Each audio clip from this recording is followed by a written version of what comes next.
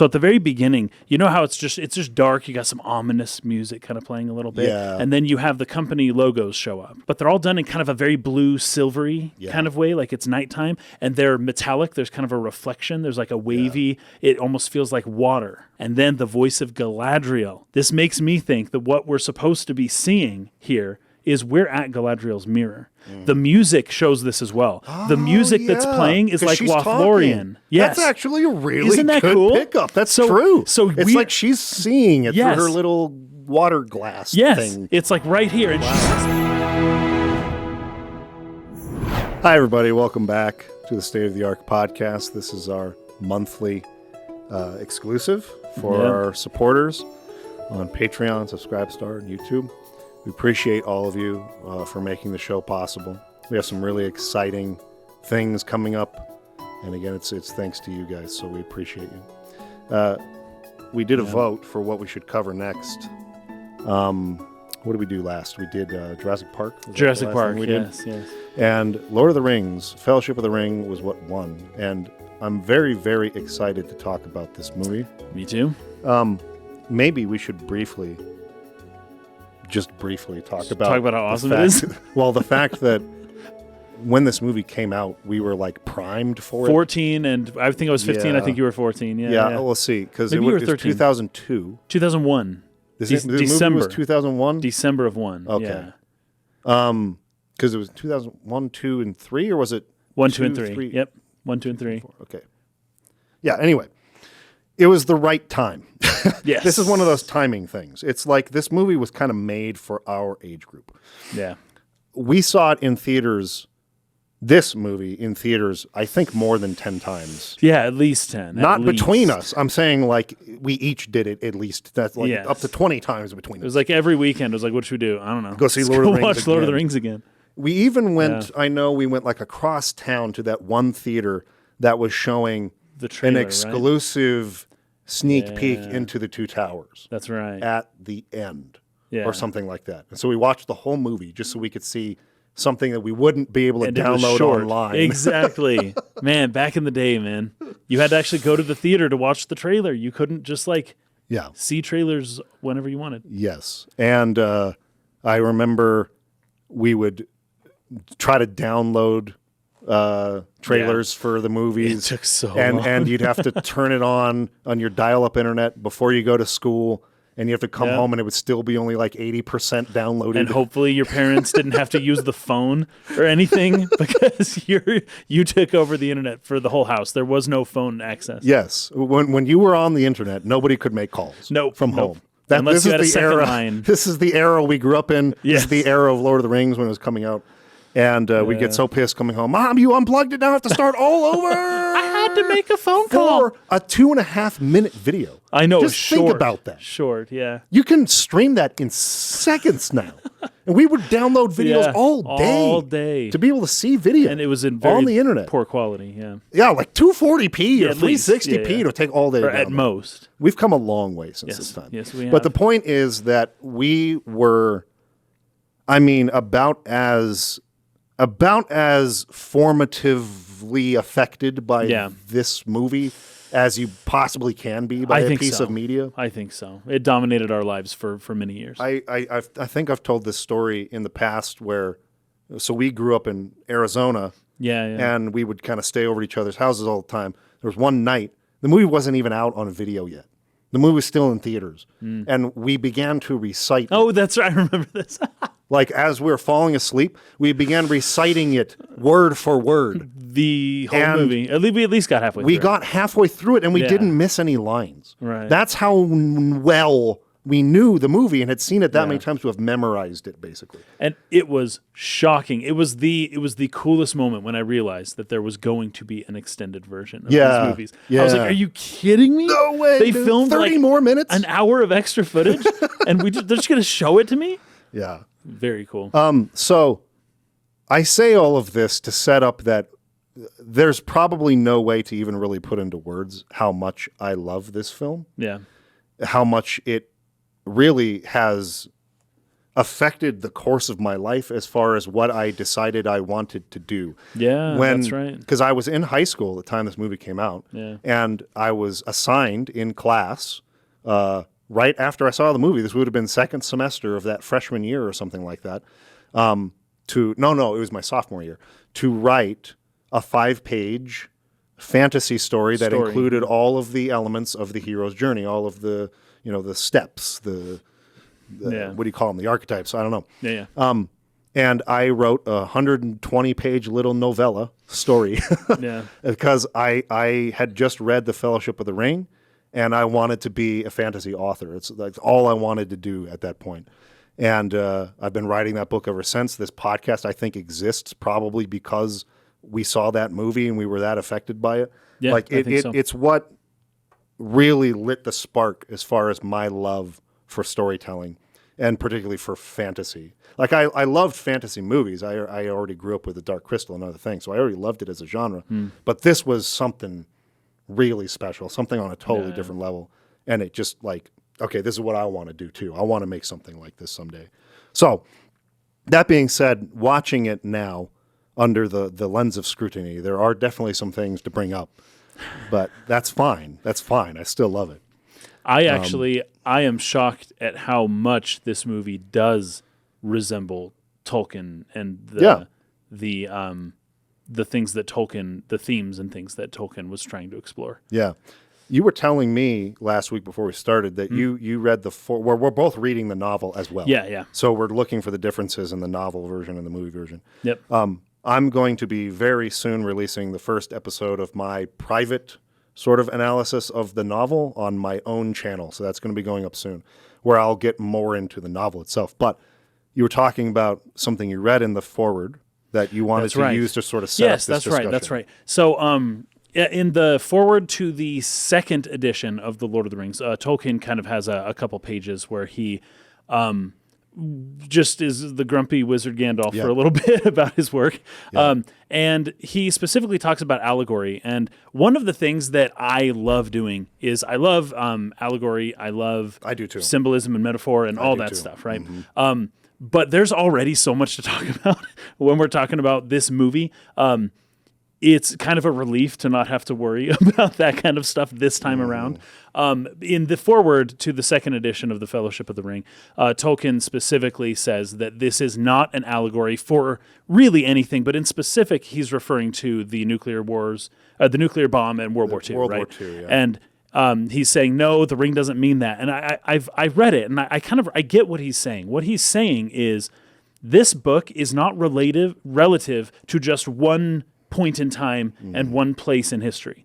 Yeah. This book is broad. This book has relevance today. Like the themes that it explores are not just like pointing at, ooh, this was bad that this one thing happened one time. This is talking about the grand scale of like human existence and life and love and loss and hope and all of that stuff. This book is so relevant to just pigeonhole it to one thing and be like, oh, the ring is nukes or something, is doing a great disservice to what Tolkien was actually trying to do here, and what I think he accomplished very well, given that we're still reading this book 70 years later, right? Dude, freaking The Hobbit came out in 1937. 85 years ago. That's unbelievable. And That's so long ago. The Hobbit is, other than like two other books, there's an old Chinese book and then I think A Tale of Two Cities. The Hobbit is the best-selling nonfiction book ever. Yeah. Ever. Yeah. Which is wild. Yeah. It's crazy. It's crazy. So we're dealing with some pretty culture-defining material here. Yeah. He says, as for any inner meaning or message, it has in the intention of the author none. It is neither allegorical nor topical.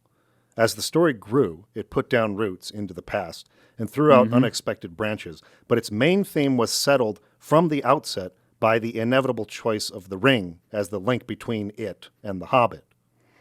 The crucial chapter, The Shadow of the Past, which is my favorite of all I've read so far. Yeah, very good. Is one of the oldest parts of the tale. It was written long before the foreshadow of 1939.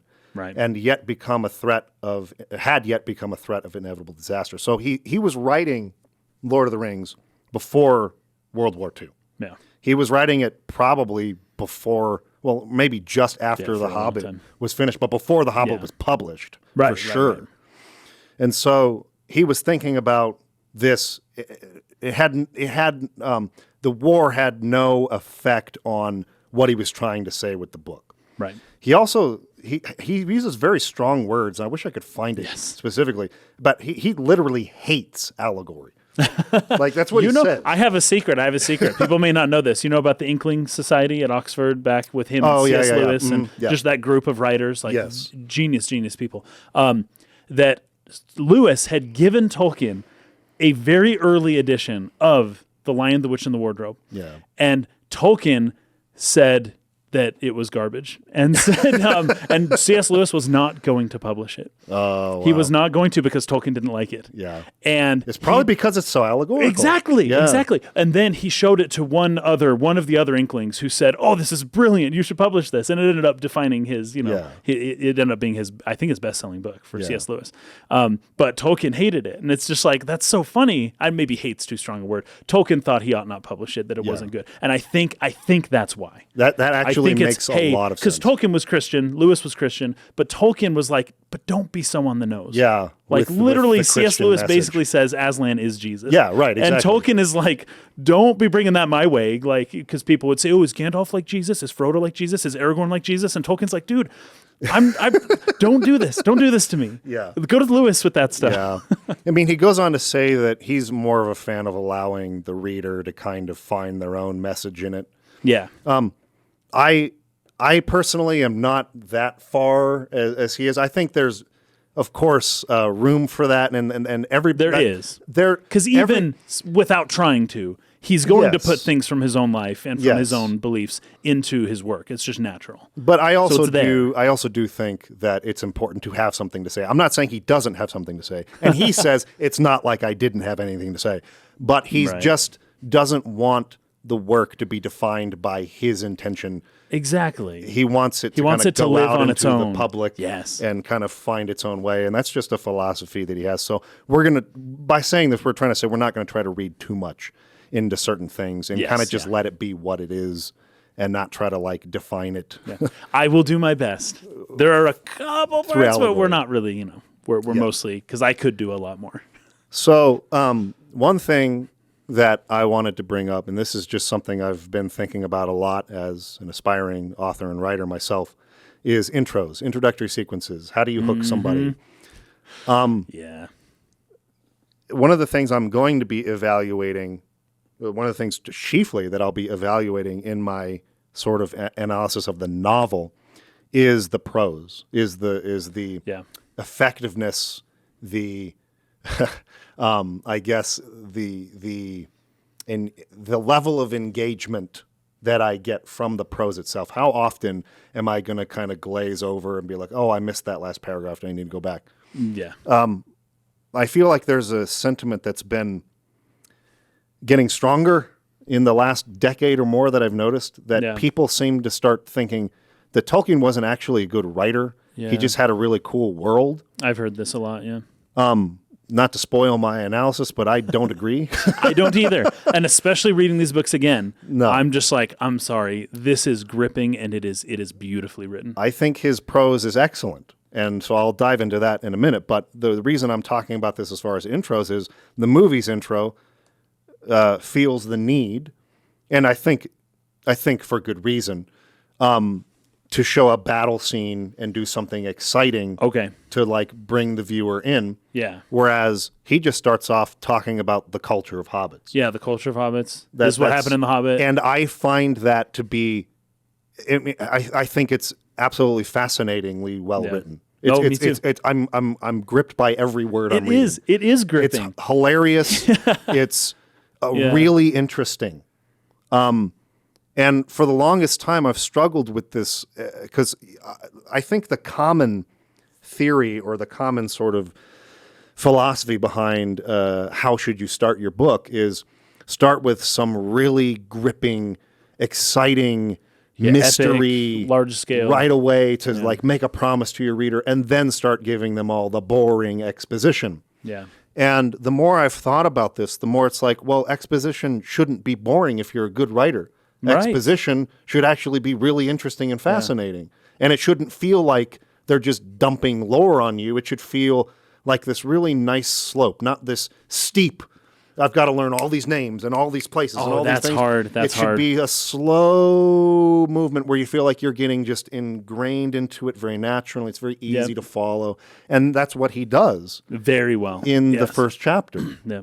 The prologue is written a little bit more like an academic, just sort of describing things. But the first chapter, I'm talking about Chapter 1. A Long Expected Party. A Long Expected Party, is amazingly well written. And in the prologue, he writes something that I really liked.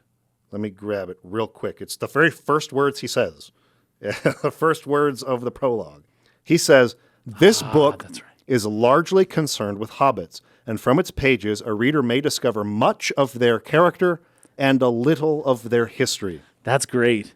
That's really good. This. So that kind of sets the whole book in and of itself is kind of almost summed up in that first sentence right there. You're going to learn about the character of these people, of the characters, right? You're going to learn about what virtues people embody, or who these people are, or how they deal with difficult situations, or why the smallest people in the world can change the course of history forever. You know, you're going to learn that stuff. You're not so much going to learn all of the technical historical details. And this is so funny because Tolkien had the Silmarillion stuff fleshed out even before The Lord of the Rings, right? Yeah. Not completely, but enough to where he had something that he brought to the publishing company after The Hobbit, and they turned it down. They said, what is this trash? This is the Bible, basically. Yeah. And he's like, no, it's different. So basically, Tolkien, he sets rules for himself here. Right? And he's got all this historical stuff, but he's presenting it to us through the eyes of the hobbits who know nothing about any of that stuff.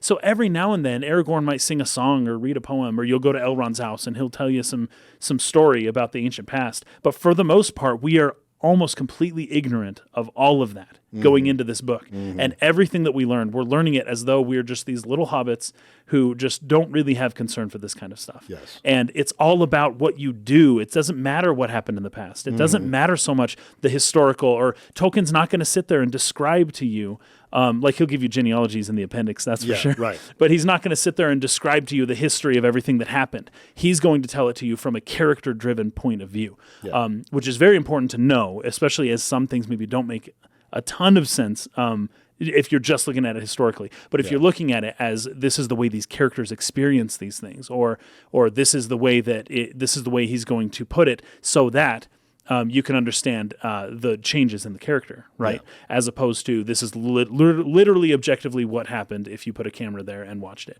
Yeah. Right? That's boring. Tolkien's not about that. Yeah. So I thought that was really good. And the reason why I think this was a brilliant sort of place for him to land on, and why I think The Lord of the Rings, The Fellowship of the Ring, maybe even more so than The Hobbit. Not necessarily. They're both up there as like the best entry point for his world. Yeah, yeah. But they both start with hobbits. They both are excellent for different reasons as the point to start. Yeah. And it's because the brilliance of this was he had written all of this history.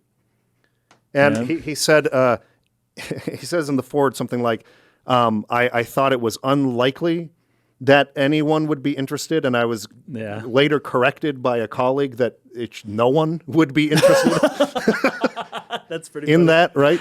And when I discovered that was the case, that no one was going to be interested in all of this linguistically driven history that I had written, that he went to the end point of the story. Literally, the end of all of his histories is the War of the Ring. It's at the very end. Yeah. And he made that the starting point of being introduced to his world through the eyes of people who have no clue about all this stuff that happened in the past. Yep. And that's what's so brilliant about it is you go through it once through the eyes of a hobbit. I don't know about what's going on out here. I just live my little simple life. Yeah. And that gets you interested enough to go back and read something like the Silmarillion and read all the histories and read all that. And then you come back and you see it almost through Gandalf's eyes. Right, and you go, oh my gosh, that was actually way more dangerous than even I realized. Right. Holy crap, that's what they were dealing with there? That's what that was? Or even that's who Gandalf is. That's who Gandalf is. Like whoa, mind-blowing stuff. The stakes go like way higher. High. Yes. And you have like a whole new level of appreciation for something that you didn't even realize how deep it was before. Yeah. And that's what I love so much about Tolkien's works in his world. And I think it was a brilliant choice to say the hobbits are going to be the viewpoint characters. Brilliant. And so if I'm going to do that, I need to put my readers, the people who are going to be, I'm telling the story to, into their culture. I need to root them into their culture. And the first chapter, even without the prologue where he just kind of explains, like I said, almost academically a lot about their culture, with the prose of the opening chapter, he brilliantly, in hilarious ways, tells you who hobbits are as a culture. Right. Not so much about, a little, but not so much about their history. No, that's not as important. Yeah. And this was so key, so important for the filmmakers to get right. The spirit of that first chapter, of all media that has been taken from one medium to another, adapted, this is the best example I can think of. I'm talking about just the ride through Hobbiton in the film. Yep. And the narration. The guy trying to get the earwax off his finger. Yeah. It is the best adaptation from book to film wherein it is not beat for beat the same, or not even attempting that. It is not very changed. But they get the spirit of it. They captured the spirit of the Hobbit culture in the film flawlessly to the way it was talked about in the book, even though they are very different. And they nailed that. Now, I also understand the choice that whereas people who were reading The Lord of the Rings back in 1950, when did it come out? 54, 55, yeah. A lot of them probably had read The Hobbit already. I think so, yeah. And knew some of that. So in his prologue, he says, let me recount just some of the important points of The Hobbit. But you're kind of coming in this from, it's a sequel to The Hobbit. The films, people are coming into this movie who have probably, well, a lot of them were fans, I'm sure, but like a lot of people saw the movie like me who had never, ever had any introduction to Tolkien at all before. Yeah. Right? This was their entry point. And so there probably was that need for a prologue there that give you, this is what this ring is. Right, yeah. Right? Bilbo, his adventures, and They do it in a fast enough way and in an exciting enough way to give you, to get you where the very, very most basic things you need to know without it like overstaying or being like too long. That's how I felt about the theatrical version of it anyway. Okay. You're watching the extended version. I am, and I feel the same way. There's only one part about the prologue of the extended edition that I'm iffy on, and that's Isildur. Yeah, where they actually show him being attacked being and all shot. That. I liked it so much better where they just cut away and you imply it. Floating down the river. I thought that was way more effective. Because when they show the orcs jumping out, they do that weird effect with the film where they kind of do they shoot it at like a lower frame rate and it's sort slower, of skipping.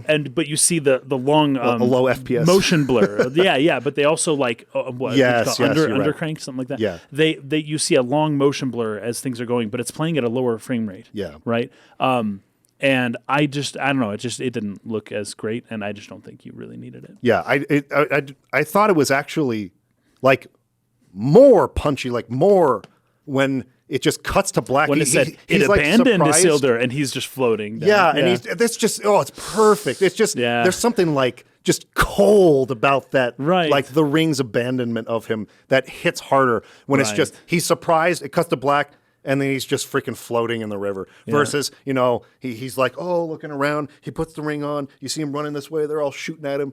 It's just not as good. That did not need to be added. I agree. But these are very short, punchy lines of dialogue. It began with the forging of the great rings. I've got stuff before this. There were 3 were given to the elves, immortal, wisest, fairest of all beings. 7 to the dwarf lords, great miners and craftsmen. And this is the poem that the book starts out with, basically. Yep. Yeah. Mm-hmm. And 9 rings were gifted to the race of men who above all else desire power. For within these rings was bound the strength and will to govern each race, but they were all of them deceived, for another ring was made. in the land of Mordor, in the fires of Mount Doom, the Dark Lord Sauron forged in secret a master ring to control all others. And I love this shot. And into this ring, he poured his cruelty. And it's a combination of all of it. Yeah. The music flaring here, the shot itself of the ring flipping in the fire, the delivery of the dialogue from Galadriel are all... It just works. I can feel what she's saying. How cruel, how awful, how evil. Yeah. Like, and that's really key to this story working, because the ring itself has this will, this evil that like seeps into everything around it. It's super dangerous. Not only because of the power it represents. Does it if it were to go back on the finger of Sauron. But because it itself, if we're not going too far into allegory like we talked about, what it represents to the individuals as far as your ability to be corrupted. Oh, right. A good person has all of this potential for evil too. Somewhere and this in there, ring has this ability to just take that and bring that to the surface. Yep. That's the part about the ring that is the most dangerous, is what it represents to the individual's descent into darkness, more so than, it's going to go back to Sauron and he's going to use it to subjugate the world.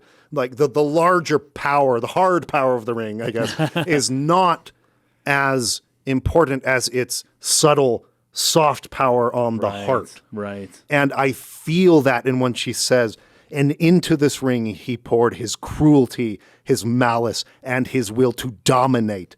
All life. Yeah. One ring to rule them all. I really felt the impact of those lines in combination with everything else going on the screen. It's like, that's why that ring is so bad. Yeah. Right? And to the extent that you or I have somewhere subtly down in there a will to dominate those around us, the ring just brings that out. Right. Yeah. And it just there's nothing. Even Gandalf is like, no, don't. Yeah. I don't tempt me. Yes, exactly. That. Yeah, very good stuff. It's really, really good. They set that up. That's what I took away from the intro this time watching it. Okay. Was telling me how dangerous that ring is. Yeah. Was like the most important part of the sequence. Not the big battle. Yes. Not the when I was young, cutting that was the hand cool. off. Yeah, and that line down of all the elves. Like, I loved that. That was super really cool. Super sweet. Really cool. But it was that shot of the ring just flipping and just feeling the darkness and evil emitting, and how urgently Galadriel was telling me like this thing and just what it represents to the individual. Yeah. Was what really stood out to me this time. And so I loved how they set that up. They needed to set that up. It was really important. Yes. So even though I love that the novel doesn't start off with an exciting battle sequence, and it's just the culture of hobbits, and the prose carries it, and it's just fascinating to read, despite the fact that nothing exciting is happening. Well, it is exciting. It's a party. And that's of course you get the build up to the party for that party. That is exciting in this culture, and you're being ingrained into the culture. You're becoming one of them almost. Yeah, the way Tolkien describes it is just like, the shops were all empty because everything had been purchased for this party, and then there were dwarves every night. A few dwarves would come in with these extra shipments of extra things, and the hobbits are all expecting to get presents, and they're all setting it up around the great tree, and Gandalf brought some fireworks, and like they're building up like what's going to happen, and then it all comes out at the party. I love it. Yeah, I love that line. The children when they go away, because Gandalf doesn't set off the fireworks in the novel for the little kids. In the book, he doesn't. He does not set off. He's building like, up. You'll get enough later. Just go away now. Go away. And they leave, and he says they felt the day of the party would never come. Yeah, like that's how kids are. Yes, I remember what that felt like, because that's how I felt leading up to the second movie. I know released. It was never going to happen. This year is so long. This movie's never coming out. The December, whatever day it was, December 16th, 13th, 14th. 2002. This day's never going to come, dude. Like, I remember what that felt like. And so I love both ways. And this is part of why I appreciate this movie in particular in this trilogy so much, because I really see the merit in almost all of the deviations and choices for the film medium. It's like those were necessary. They had to do that. I see that so much. I'd Yeah. say like 90% of the things in this movie, at least so far, because I've Yeah. only watched up to about Bree. Yeah. And I'm thinking like I am behind 90%. Every of these change changes. they made, I'm like, Yeah. yeah, that was probably the right thing to Yeah. do there for the movie. And what it creates Yeah. is two versions of the story that I equally appreciate. Exactly. You kind of separate That's them out. rare. Yeah, that's true. really rare in adaptions. Fair. Yeah, true. It doesn't matter what book to film adaptation I'm talking about. I don't think I've ever experienced that in quite the same way. Yeah. Where it's like, there's some things here and there I'll bring up, but like for the most part, it's like I really appreciate this version of the story. I love the urgency of getting Frodo out quick. Yeah. Because there should be some urgency there. Right. They're really working up like this. They're coming like crap, and that's Yeah. nice for the movie. But I also really like he doesn't want to leave. He's just delaying it waits forever. 17 years. Yeah, he delays and delays and delays, leaving Yeah. for months and months. And Gandalf even is trying to be like, it needs to be soon, but it doesn't be right away because if you go right away, it'll be really suspicious. They'll think And, I did it. Yeah, everybody. Then people will be talking about it, and then Yeah. word will spread to the enemy. We don't want that. Both of them work. Yes. Both versions of that work. Yeah. And I just have to appreciate how rare that is. Right. This is a that's very true, much fair a enough. lightning in a bottle type situation where you change as much as you do, but like, yeah, for a movie this works better. For the book this works better. But anyway, they captured this ride through Hobbiton. This is the best part of the movie still. To It me, to really this is. day. It is. It's the best part of the movie. I have seen this movie over 100 times, and I found myself like I'm watching this movie alone by myself because I pause and take notes, and I can't just like watch this with somebody. That'd Yes, be a horrible that would be experience. brilliant. I'm by myself watching, and I caught myself multiple times just with a huge smile on my Yes. face, Yes. just watching the hobbits, just seeing their life, seeing how they're smoking and they're doing their fun stuff, and the Yeah. guy's trying to get the earwax off of his finger, and somebody's knocking at the door, and Frodo's out doing whatever, and Sam's like lifting up a flower because hobbits love things that grow, and I'm just smiling. I just I cannot help it, and I don't know if that's too much, just nostalgia, or if it's just like that's just how well done this was. I have a hard time separating that out. Really believe that it really just is that well done. This Yeah. ride through Hobbiton, I almost get choked up every time I watch it. I It's so know. beautiful. It feels so real, and like Yeah. that's an ideal life almost. Like it's really good. idyllic, Yeah. but in the same way, it's also frustrating because you know people who gossip like this, and but that's kind of like the hobbits it's are endearing. blessed to have that be the problems they deal with. Right. The Sackville Bagginses being like your main antagonist in life is like a huge blessing. It's right? not so bad. Yeah, It's things really are pretty not good. that bad. And even the way they deal with them a lot of times is just kind of like, oh gosh, like just leave the dishes for Lobelia to clean just when let she her- buys that's the right, when they house leave. later, right? Yeah. You know, but like that was the extent of like the real problems they have there. And there's something about that where it's just this place has got to be protected. Yes. Oh yeah. It's almost like a child. We can't let them be corrupted. But that's what you're saying when you're talking about upon a second reading or viewing, probably reading where you're referring to the book. Yeah. Upon a second reading, you're seeing this through the eyes of Gandalf. Yes. And the question from Saruman, why do you spend so much time with the hobbits? And Gandalf's like, because it's just something that needs to be preserved. Yeah. Like it is, it's that kind of a thing. It's the kind of thing that you look at and you if you spend any time in that culture, you're just like, this is something special. You don't want it to go away. And Gandalf can see that. Gandalf was captured by their Yes. culture. And as you see it through his eyes, Yeah. you see them through his eyes, and just these special, unique people. Well, you can learn everything there is to know Yes. about their history in a month by Yes, studying it for a yes, month. yes. But even after Their 100 character, years, yeah. they still surprise you. There's just something about this culture that is, you can't help but love it. Yeah. It's crazy. And even though almost everything about it is different between book and movie, it's the little details that they show you that are really at the root of the spirit of that place. Yeah, they feel similar, even though basically none of it is. Yeah, the same. because Frodo does not ride with Gandalf through Hobbiton in the book. Yeah. He does not light off the fireworks for the kids. Nope. And Bilbo isn't necessarily narrating it all himself. no, like almost none of that's the same. Yeah. But for the movie, we need to know Frodo first.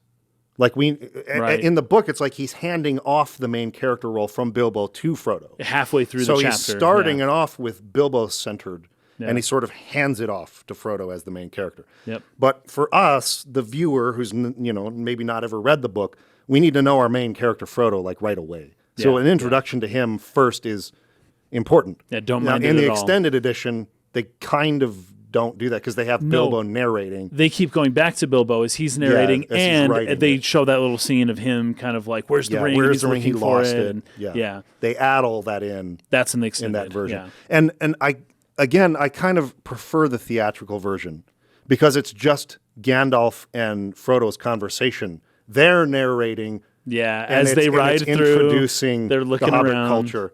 Yeah. And the music, oh my goodness, the music is just perfect. Oh, it's one of the most beautiful themes for a character or a place or whatever, like a movie soundtrack theme for a place. The Hobbiton, not Hobbit, just the Hobbits, I guess, the Shire theme. Yeah, because it plays multiple times. Yeah, it's one of the best soundtracks in the history of freaking movies. Yeah, but. And the way it swells as they do that crane shot that sort of rises up and you see they go hill. over the bridge. Yeah. Oh my gosh, it's so good. And that's beautiful. They did such a good job with Bag End. Everything looks right. Yeah, but I like it better as their conversation sort of narrates the place. He says, "Oh, people are saying that Baggins were respected before you came around." Oh gracious me! Yeah, and they're sort of doing the narration work, whereas in the extended version, it's Bilbo explaining it. Yeah. I like the theatrical version a little better, but honestly, they're both really good though because really good. It is kind of true in the extended edition to Bilbo's. He actually wrote the Red Book. I mean, like he actually wrote all of this, so like that's sort of a nod to that. So I've got some notes here from the very beginning, right? Because I made an observation that I have not brought up yet. Realized, and that it's a new observation in this one. So at the very beginning, you know how it's just dark. You got some ominous music kind of playing a little bit, and then you have the company logos show up, right? Like the like New Line and then Wingnut and whatever the other one is. They kind of did a similar thing with that in Jurassic Park. That boom. Yes, they incorporate the movie soundtrack with into the intros. The Universal and logo. the for this movie. You see the intros to these companies, but they're all done in kind of a very blue, silvery kind of way, like it's nighttime, and they're metallic. There's kind of a reflection. There's like a wavy. It almost feels like water, right?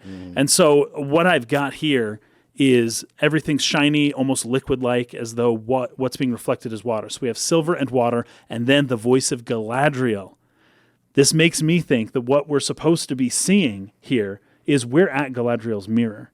The music shows this as well. The music that's playing is like Lothlorien. Yes. That's actually a really Isn't that good cool? pickup. That's true. So it's like she's seeing it through her little water glass thing. It's like right here, and she's explaining to us the way she talks to Frodo later, and we're seeing this like wavy on the water almost with this silver and then her voice. But what's really good is that she says, "The world is changed.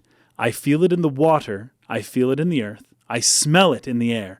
Much of what once was is lost, for none now live who remember it." She's talking to us, the audience, the viewers. Yeah. That's a fourth wall break. I never knew that. It totally is. Because what do you mean no one remembers it? You're telling me. It's also a reference to the fact that Tolkien wrote this as a myth for like that's my next note. Europe, basically, right? Like this is in the ancient past of our real world. And this is another way that these movies are really carrying the spirit of Tolkien with them that in a way I think a lot of people don't realize. So she's saying the world has changed, none now live who remember it, right? So we're dealing with themes. This is thematic material right here. Yeah. Change and memory. Right? And that's like really big because Hobbit is this well-preserved place and change is coming. And you don't want this place to change, but that's the way of the world. The world changes. The fight against wanting to preserve the things you love about your history, your past, part of what makes you who you are. Yeah. But at the same time, the inevitability of loss and the loss death. of those things. Yep. And how do you preserve what's important while still making way for the way the world is, which is it changes. Yeah. The march of time. I feel like that's a big sort of overhanging core theme of I think so. all of Tolkien's work, really, is how do we get through the pain, I guess, of losing what was precious to you before? The fact that the loss is inevitability in life, loss of loved ones, loss of culture, loss of history, loss of identity, your home, identity, loss of all kinds of things. Yeah, friends. So you want to preserve all of that, but change is necessary to growth. Of course, right? Like that's when something stops changing is when it's dead. It dies. It could, because as much as you may take from that, this is a conservatively minded man who was religious and all these things, which was true, totally true. There's this very important part of the fact that these hobbits have to take this journey. Yes. They can't resist the call. Right. Right? Like they could just stay there where it's comfortable and try to but there's something calling them that they can't ignore. Yeah. I want to see mountains again. Right. So as much as the past, as much as preserving is important to you, at the same time, there's this longing to go out because there's no growth in just sitting here preserving the past. Right. You've also got to go out there and take on the dragons and take on the challenges. And bring back some of the gold. And when you come back, you're not going to be the same anymore. Right. And this life will no longer really work for you. But through that, you inject new life back into the community. Yes. Even though it's through that shadowy, gossip, gossipy nature of hobbits, they gave them something to talk about for the next 80 years, right? There's still, he's got gold in those walls, I tell you. Yeah. And people trying to dig into his house. He gave them a legend that revivified the culture. All that took was one hobbit to go out and come back to breathe, for the Shire to breathe, to exhale, for something to go out of it, and then to re-inhale, for it to come right back in with this new value, and all of a sudden the whole culture is revivified. And then he spends that money, he uses that money to help the Shire, right? He's buying stuff from the stores, he's giving up gifts to people, he's very generous with his money. I love it. I love that. I like that theme. But this is something we've actually touched on in previous podcasts on other things, right? There's this sort of struggle between the conservatively minded in a society or in a culture and those who are more progressively minded, right? As if you need to choose, no, these values, we can't. No, but the thing is that you need these people who go out into the void, into the darkness, into the scary place, and explore and experiment. The place while you're out. Yes. Yeah. And they come back and they breathe new life, like you're saying, into the culture, and the culture does change.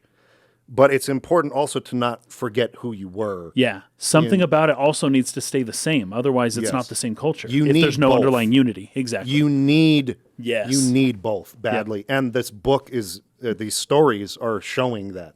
Because if the hobbits just stayed behind and just, well, what does Pippin or what does Merry say when Pippin says we've still got the Shire in the Two Towers, and Merry's like, there won't be a Shire. If we just chill and mind our own and don't, what does that guy say? Keep your nose out of trouble and no trouble will come to you. If they lived by that, that's decent-ish advice. That's a great point. Usually. But the fact is, if you really just take that full completely, the forests of Buckland will burn, just like Merry says. The Shire will not exist anymore. You have to go out and bring new ideas. Yeah. You have to bring change to the culture for the culture to survive. Yes. Because if you just stayed behind and tried to safeguard everything, you're going to get passed up by everyone around you. No, totally, and taken over. They'll come over and destroy your culture. Right. So in preserving the culture, you must go out and bring in new parts, new ideas. And these people will view that as, well, but you're destroying this. It's like, no, this is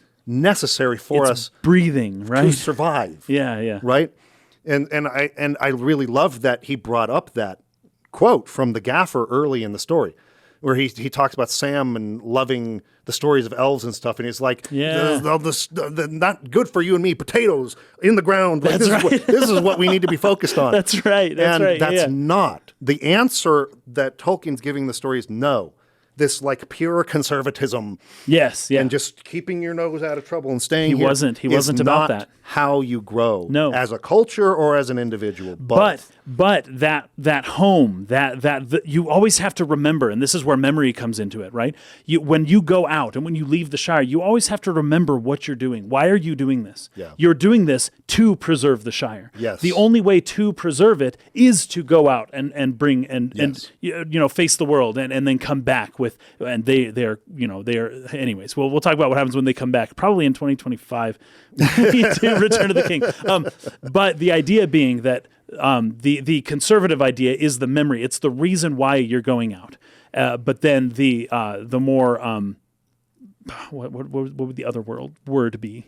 No, the non-conservative thing. Progressive. But you can go out and explore the world as long as you keep that memory, as long as you remember why you're doing it, which is the preservation of what's important, right? Right, exactly. That's, I think, where Tolkien's at. That's kind of what's all being set up in the culture, in establishing the culture, and just in establishing why it needs to be protected. Yeah. The unbelievable charm of the place, but at the same time, the problems of it. This is a place that will not survive. These people have no idea. And it's amazing that what they have is going survived. on outside of their little shire. Right? And as we learn later on, that's in part because of the Rangers. And there are certain people like Gandalf. There's certain people who take risks on themselves so that the Shire can stay what it is. Yes. Right? And the hobbits aren't aware of those people. Yeah. They think that everything is functioning just fine and that they're doing it all on their own. It's like, no, they have help that they don't realize. Yes. And that help may not always be there. And you know what else I really love about this? This is a mythological trope, right? Where it's a representation of like a person's life. It's being born into this sort of state of innocence, learning how vulnerable you are, having to go out, mature, grow, learn, become stronger, return, right? That's all sort of allegorical, which I know he hates, but that's what myth was written for. Yeah, that's right. And I love this as sort of a I really took it to heart, both as I was reading and watching. I love the idea of the opening in JRPGs, which you talk about a lot. The opening town gets destroyed. Yes, of course. And then the hero has to go out. And I like so much better that the hometown doesn't get destroyed. That's right. But that it represents the innocence, naivety, that it shows how vulnerable these characters are who are in their youth of their arc, and how vulnerable we are as people, getting started in our lives. Yeah. And the fact that you've got to go out there and face the scary things, leaving home, leaving your innocence, losing who you were. I am not the same person today, even close to who I was when I first watched this movie as a young teenager or whatever, right? Not even close. I'm a totally changed person at this point. Yeah. But that was all necessary for me to get by in the world. There's a lot of stuff that has happened that's when you're going through it, you wish it wasn't happening to you or whatever. But that's also something that'll come back later. It's not. What does he say? What does Gandalf say? He says it later in the movie. He says it at the beginning of the book. It's so do all who live to see such times. Yeah, I wish the ring had never come to me. That's not for them to decide. Right. You have to decide to do with the time that is given you. Yeah, I took it right? down. Yeah, he says this at the very beginning of the chapter story, 2. in chapter 2 of the book. But they, again, I think saved it for the right moment. Don't have a problem with it. Yeah. With the change, but yeah, very good. Anyway. Okay, so I have some more here. So memory right there. This movie is dealing with memory and the ghost of the past. And when Galadriel says that none now live who remember it, she's talking to us. And I think this is based on the idea that Tolkien initially set out to make a myth for England. Yep. So we now approach this movie as the presentation of that which has been lost and has passed out of all memory, being then represented back to us, right? As a history of our world, of our present world, right? Yeah. So I think that's super cool. And then I've got some other things here. Everything that we're seeing is as though it's in a dream, right? So this kind of goes back to my idea of Galadriel, and that we're seeing this through her mirror, right? Yep. There's a nighttime feel to everything, which is once again Lothlorien, at least the way it's presented in the films, as though everything is lit by moonlight, and then the choir that comes in singing Elvish. It all feels like nighttime in Lothlorien. So there's so much here that I think I've got it. I think you're right. Okay, then the title comes up, and it's Lord of the Rings, and it's not in silver, it's in gold. Right? But it's almost as like torchlight, or there's some light passing by it, right? Yeah. And then it fades back into the dark. Fire almost, yeah. So not sunlight. And I think this is important because I don't know if you are going to be able to guess where I'm going with this, but we'll see. Okay, so the text is made of gold, but it's distressed and rough, which contrasts to the silver that we were seeing earlier. But still, against the black, there's something very off about it, right? And then, of course, this all happens. The 3, 7, 9, we already talked about it. Then the 1, he poured his cruelty and his malice and his will to dominate. But their use of fire here is very, very interesting. And throughout the whole movie, this is going to be the case. They use fire for transitions, fire for the foreign, forging. Autocorrect. Yeah. Fire for the forging of the rings, fire for Sauron, fire for people running out of their houses as they're being burned, right? So this is the use of fire. And of course, fire stands for technology, at least in a primitive sense, right? Oh, sure. And this is Sauron, like basically when it says... Fires of industry. Yes! And when Sauron talks about pouring his malice and the will to dominate into the ring, the ring is just fire. Backdrop of fire, right? Fire everywhere. He poured fire into that ring. Yeah. And not just that ring, all the rings, right? Because at least in part, his gift of these rings or technology. See where I'm going now, right? Prometheus. This is Promethean. Yeah. But it's different from the Prometheus myth. This is the Prometheus myth where Sauron is like, here's the fire, and then he just watches as the fire consumes them, and then he takes everything from them. Yeah. Right? And then the next one, here's some technology, here's something that's very useful, here's some fire, this will extend your power, and he just waits for them to destroy themselves with it. And then he's standing right there. And he forges, of course, the one ring that controls all of them. So it's Promethean, but it's Promethean in the more I guess, cynical sense. Yeah. The maybe more Luciferian sense. Not so much Prometheus, more like Lucifer. Once again, not to bring in the allegories too much. I know I'm doing it pretty hard, but at least this is the way Peter Jackson is presenting it. Sure. I don't know that that's necessarily what Tolkien had in mind, although it probably is. But the way Peter Jackson is introducing us to the concept of Sauron and the ring and what exactly he was doing this whole time. It's fire, right? Yeah. And his gift to people was fire.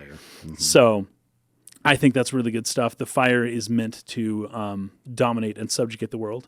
Oh, yeah, they do a pretty good job here of showing how the ring is an agent, right? The ring can kind of make its own decision. Has its own will, its own...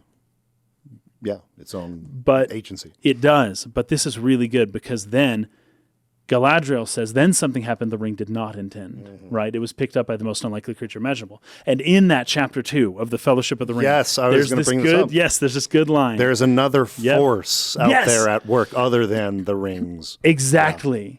So Tolkien says behind that there was something else at work beyond any design of the ring maker, right? And I feel like the movie is doing a really good job of hinting at that. They don't ever come out, of course, Iluvatar and the Silmarillion, like obviously there's this whole pantheon of like gods and this whole history there that the movies don't touch on, and rightly so. Yeah. I think it's totally fine that they don't really touch on it. They're not going into Tolkien's like theology within the world that he's created, but they're hinting at it the same way that the book does, which is like there's another power at work beyond even the Dark Lord, right? And that's really good because that's when he says, you were meant to find this ring, and Bilbo was also meant to find it. And that's an encouraging thought, to which in the book Frodo says, no, it isn't. Like right away. He's like, no, not really. Nope. Oh, I love it. I thought that was pretty good. But this is, once again, I'm trying to build the... idea that Peter Jackson put a lot of Tolkien's spirit into this in ways that maybe you don't even realize, right? That he's hinting at this greater, framework within which the Lord of the Rings is taking place without using the exact words and situations that Tolkien did. But he's still injecting those themes in, especially here in the prologue and early in the movie, right? And that's what makes the world feel so convincing is there's always this sort of beyond the horizon of what you can see. You know that there's way more out there that they're talking about. Yes. And it just feels like it's so filled in a way that I can't possibly understand right now. Yeah. Well, I think that's Michael Bay. Michael Bay's technique when he makes movies is to always hint that there's more going on outside of the frame than inside of the frame. Yeah. And that makes people want to, draws people into the action sequences, right? Yeah. That's what, Tolkien or Jackson can do, not in an action sense, but in just, fleshing out the world. Yeah. But then also there's the use of maps, right? So we keep seeing these maps of things, and you keep showing Middle-earth, and Tolkien was all about maps. All of his books have maps in it, right? Everywhere. All about maps. And then the language, you've got the singing in Elvish and then the different languages. And they really did a lot. I think they did a lot more than I used to give them credit for. They did a lot to make sure that a lot of the themes and the spirit of Tolkien was present in this movie. We're going to be critical of certain parts later on. For sure. But at the very least, especially the way this movie starts out,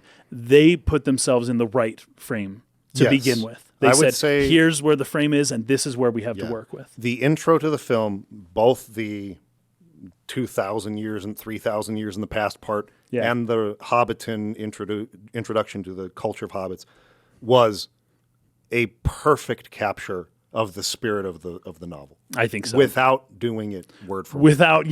With even getting a lot of things wrong, right? Yeah. No problem with it. It did such a good job. It's like flawless how they were able to do that. And it's like Peter Jackson in this sense, right here, I put this down. He wasn't trying to tell his own story. He was trying to tell Tolkien's story. And we can judge them accordingly for where they fall short, but this is it, right? This is the frame that we should reference everything with, right? For sure. So now I've come to the concerning hobbits, and it's just so good. One of my favorite lines that I've been thinking about a lot lately is the line, "It is no bad thing to celebrate a simple life." Yes. And I feel like a lot of people have lost sight of something like that, especially lately. There's something about social media that makes people think that I've got to be somebody. I got to go out and make a mark. I've got to go and join myself to all these different groups, and I've got to go be somebody. I've got to be famous. I've got to, and it is no small thing to celebrate a simple life. Yeah. And people don't want that right now. Like there's something about that people just don't want, and that they're not respecting or understanding very well. That no, a simple life is bad. I need to have an exciting life where things are always happening. Yeah. And especially the older I get, the more I'm like, dude, it is no bad thing to celebrate a simple life. Fine, and man. I wish I understood that better, especially as I was younger. Yeah, me too. Like there was a time where we were very much hoping that we could be like Hollywood super filmmakers, famous. Yeah, of course, and have millions of subscribers on YouTube and all this sort of thing. And like the older I get, the more I realize I don't even know if that would have been a good thing at all, especially for my level of maturity at the time, and how I would have been able to handle that. And like the simpler my life has become as I've gotten older and tried to focus on things that are, kind of more important. Yeah, actually important. Like that's when I'm really the happiest, right? And, me too.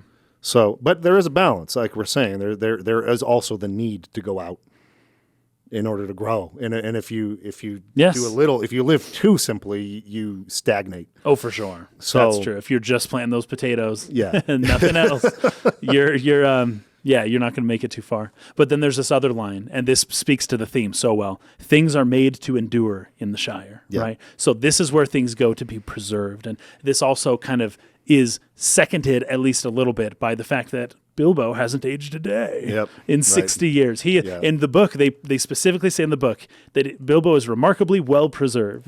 Right? And I think they say it about Frodo later on too. Like well preserved. He says that they began to say remarkably well preserved, but it would have been truer to say unchanged or something like that. Yeah. Yes. And there's something about that which is like, yes, things are made to endure in the Shire. Yes, Bilbo was unchanged and the Shire is unchanged and all of this stuff. But it can't be so. It cannot remain so. Yeah. I was surprised by how short the conversation between Bilbo and Gandalf in his house was in the novel in comparison to the movie. That's right. It was actually pretty short. In the movie, they took some lines actually from later when they get kind of mad at each other after he wants to keep the ring. Oh, yeah. Like the whole thing about butter scraped over too much bread. That's right. I want to see mountains again, Gandalf. Yeah. That all came after the party when he disappears and goes back to his house. That's right. And he talks to Gandalf. All those lines came from that scene. Yeah. Basically, the only thing they talk about when they're in the house when Gandalf kind of first arrives in the cart is, do you still mean to go through with your plan? Gandalf was in on it. He knew what he was going to do. And he says, yes, I intend to go through with my joke. And Gandalf says, I wonder who will laugh. And that's basically the whole conversation there. Yeah. Right? Yeah. Like, they really drew that out in the movie, and they took lines from this scene and they bring it over here. And they do a lot of rearranging when this is said. Which means that they were very familiar with the source material. Yes. Because as I'm reading the book now, and I'm like, oh, this line comes here in the movie, this line comes here. I'm like, wow, they had to have read this book many, many times. Oh, yeah. To write that script that they wrote. Yeah. And I just have a lot of respect for that. Yeah, for sure. They didn't just try to do it. But it was an once. important point that in the novel, it wasn't only Gandalf who knew, but Frodo also knew that he was planning to do this. Yeah. In the movie, they make it a surprise to both of them. And I think it works in the movie because it is a very shocking thing for the audience. And so they're drawing you in to be like, whoa, that was crazy, because Gandalf is saying, oh my gosh, did he really just do that? And Frodo's like, holy fetch, did he really just do that? As if they had no clue. Holy crap, what are you doing? Which is fine. At least in part because it really enforces when Gandalf is like, there are many magic rings and none of them should be used lightly. You should not have done that. Exactly. Whereas in the book, Gandalf's like, yeah, use your ring, whatever. And I think it actually is really good in the movie to really establish from the beginning it is unwise to use a ring in this way. This ring. Yeah, as a joke or to treat it lightly. Yeah. Whereas even Gandalf at the beginning of the Fellowship is kind of treating the ring pretty lightly. Yeah. And it's like, he should have known better. Right? He talks later about where his suspicions started, but they didn't really, really, really start until he saw Bilbo call it precious. And then he's like, oh crap. Ooh. This isn't just a magic ring. Yeah. This is one of the great This is rings. one of the I don't know which one. Yeah. Some of them were lost or unaccounted for, but this is one of those. Now, I don't want to be too hard on the books. I think the books, it works just fine because there's this 17-year period where Gandalf is learning info. But in the movies, they don't have that big time. No. And so it makes more sense to really reinforce the idea that this ring is not to be used that way. Yeah. But I also like in the book that Gandalf is in on it because he knows that it shouldn't be used that way. So he does his little magic spark firecracker to make it look like his firework was a trick that spirited him away, not that he used some ring that would cause people to gossip and wonder about. Which is genius. Disguises, because Gandalf is super wise, disguises the real cause of his disappearance. Right. I loved that. If that story spread, that was smart. So he did know. Yeah. He knew in the book, and he did something about it to make sure that was wise. It wasn't suspicious. That was very wise. Right? Because he was like, I'm not going to stop him from doing this joke, but I can at least cover up any suspicion about what it really was. Yeah. And so I like that in the novel as far as the intelligence and cunning of Gandalf. But I like the movie, his reaction to, because it builds in the same way, not in the same way, in a different way to the same ends. Rings shouldn't be used like that. Yeah. It's two different ways to get to the same conclusion. Right. Gandalf is shocked and sternly like... Don't do that, yeah. What's the word I'm thinking of? Chides him, I guess, about it. Like, why? Would you do that? That's so dumb. And Bilbo's just laughing. You can't do that.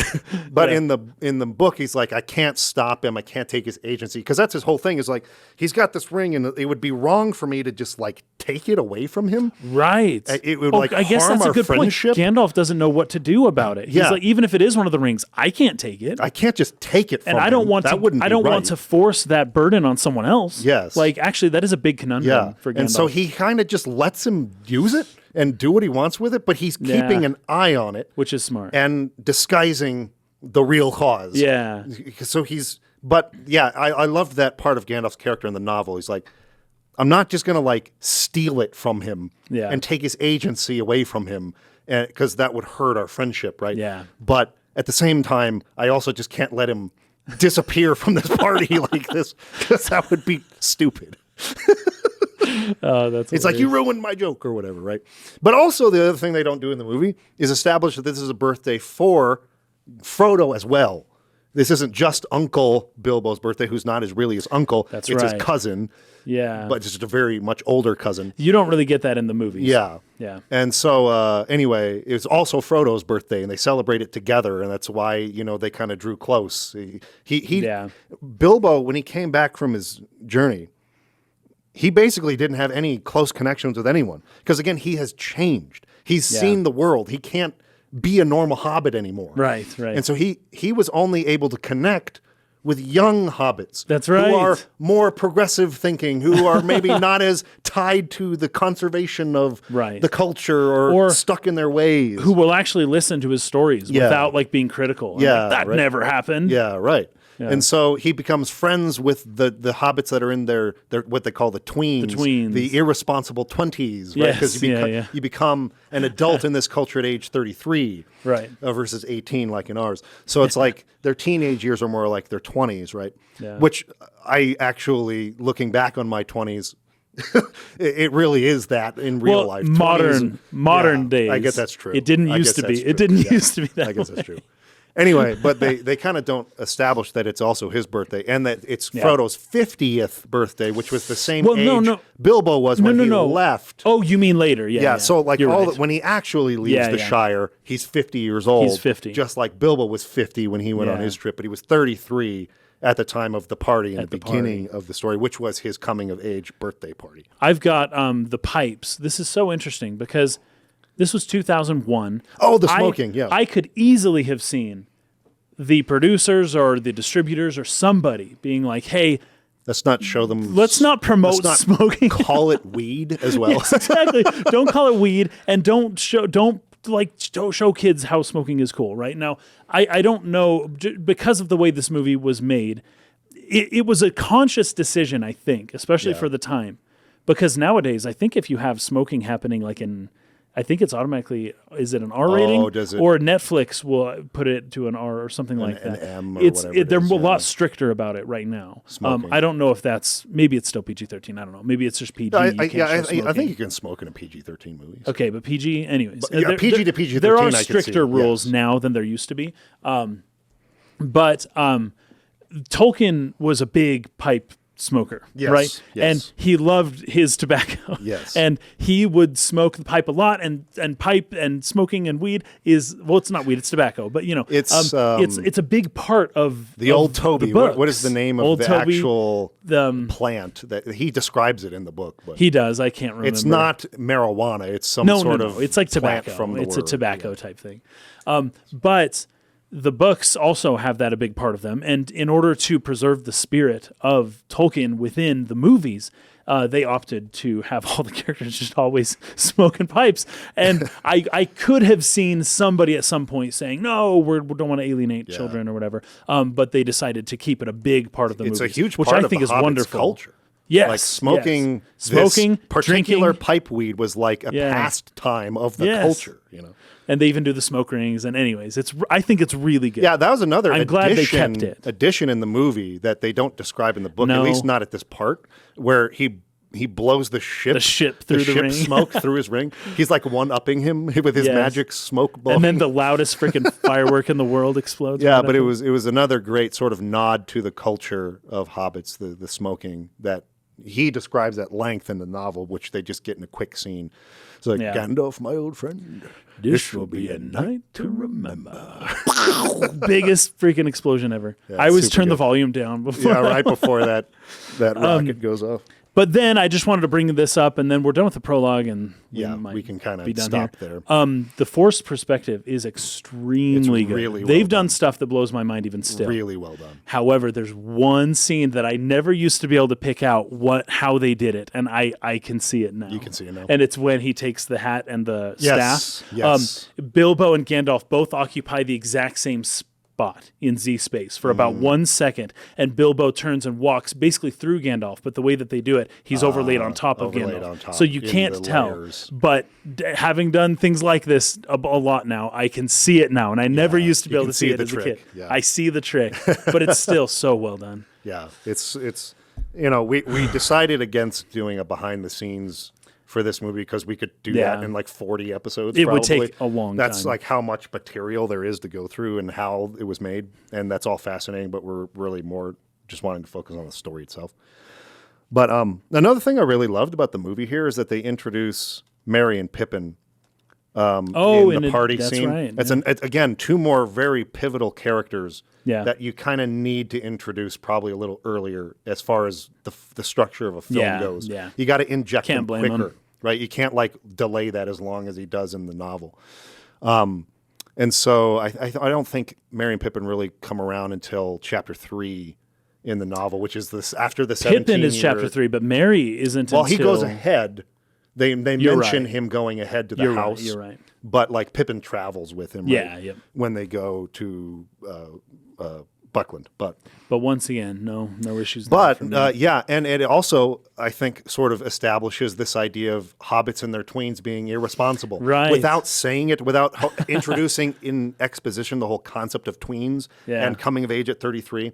They just sort of established these young hobbits as troublemakers, which is what they were. They were in that age range, right? Because they're a little younger than Frodo. Yeah, they are. Frodo was turning 33. They were probably more like 28 or 27 or something like that. They're a little younger. A few years than he younger, is. yeah. And so they're jumping in there, and that just doesn't happen in the book. They don't steal the fireworks. No, they don't. Especially Gandalf did that one on purpose. Pinnacle firework, which is the Smaug dragon firework, which is like the crescendo of his art. Yeah. He calls it an art. That's right. The art of Gandalf had, something increased with age or something like that. His skill, yeah. Yeah, so they steal that firework and they set it off, and that's different from the novel, but I think it's really good at establishing who these characters are right away in a very short space. And you get to see Gandalf's grumpy side. Yeah, this is the very first time where you see him being really grumpy. Yeah. And it's like really good because that is awesome. A big part of Gandalf's character is his grumpiness and his intolerance towards stupidity. Yeah. Bilbo, when Gandalf goes in to Bilbo's house and Bilbo's excited, Gandalf, you're here. And then Bilbo starts wandering around the house, naming all the food. Yeah. Yep. And I got cheese. Cheese. Or there's some chicken. The chicken's a bit cold though, I suppose. And then, no, but I've got this and then some, I've got the drinks. There's some of this here. I've still got a bottle left in the old vineyard. Let's say we open one, eh? Yeah. Right. And just tea, thank you. Just tea. And what about butter? And but then he goes up, and this is so Hobbit-like. I love it because then Gandalf's like, no, just tea, thank you. And Bilbo goes, oh, you don't mind if I eat though, right? Yeah. So Hobbit-like. I love it. And then they have Lobelia Sackville Baggins knock she shows on the door. Up. Oh, I'm not at home. Confounded relatives, and confounded to be like a swear word, confound it all. And Gandalf says it too when he pulls Sam through the window later on. He goes, confounded Samwise. Have you been eavesdropping? Confound. I just love it. That's like, I love it. It's so good. But Bilbo going on about food while Gandalf is looking at the old maps in the study is just perfectly in line with the books, right? Like, I don't know that happened. Yeah. But I'm pretty sure that happened. That probably happened every day. Yeah, Gandalf's like trying to discover and where's he been and what's the, all the stuff about the book, what's he up to?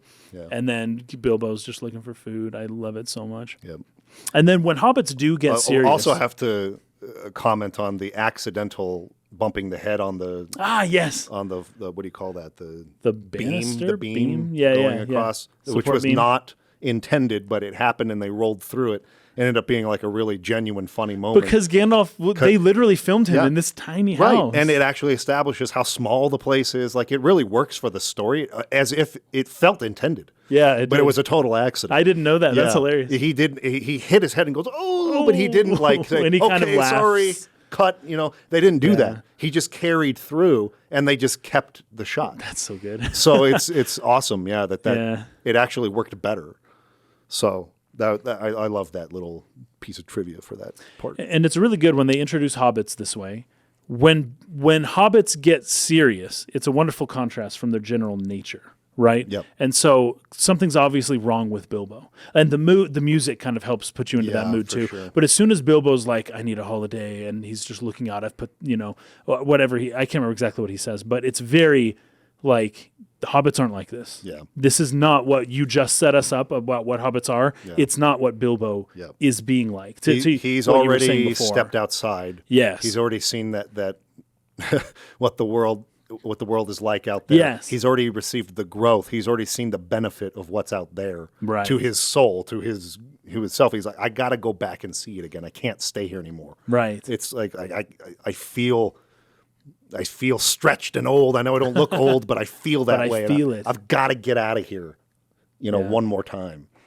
And then, but the very next scene is they're out just smoking and blowing smoke rings. And it's like in between him eating cheese while Gandalf's drinking tea and then him smoking with Gandalf and they're just laughing and having fun is this really non-Hobbit-like moment. And it's like sandwiched between two very Hobbit-like moments. Yeah. And it just kind of shows you that he is still a Hobbit. He just doesn't fit in with all the other Hobbits, right? And so something's wrong, right? And he knows it. Everyone knows it. He's old, but he doesn't look old. Now, I remember thinking that was funny as a kid, though, because I was like, he definitely looks totally older. look old. Yeah. But he doesn't look that They show old. him in the prologue where he discovers With the brown ring, hair. and his hair's lighter.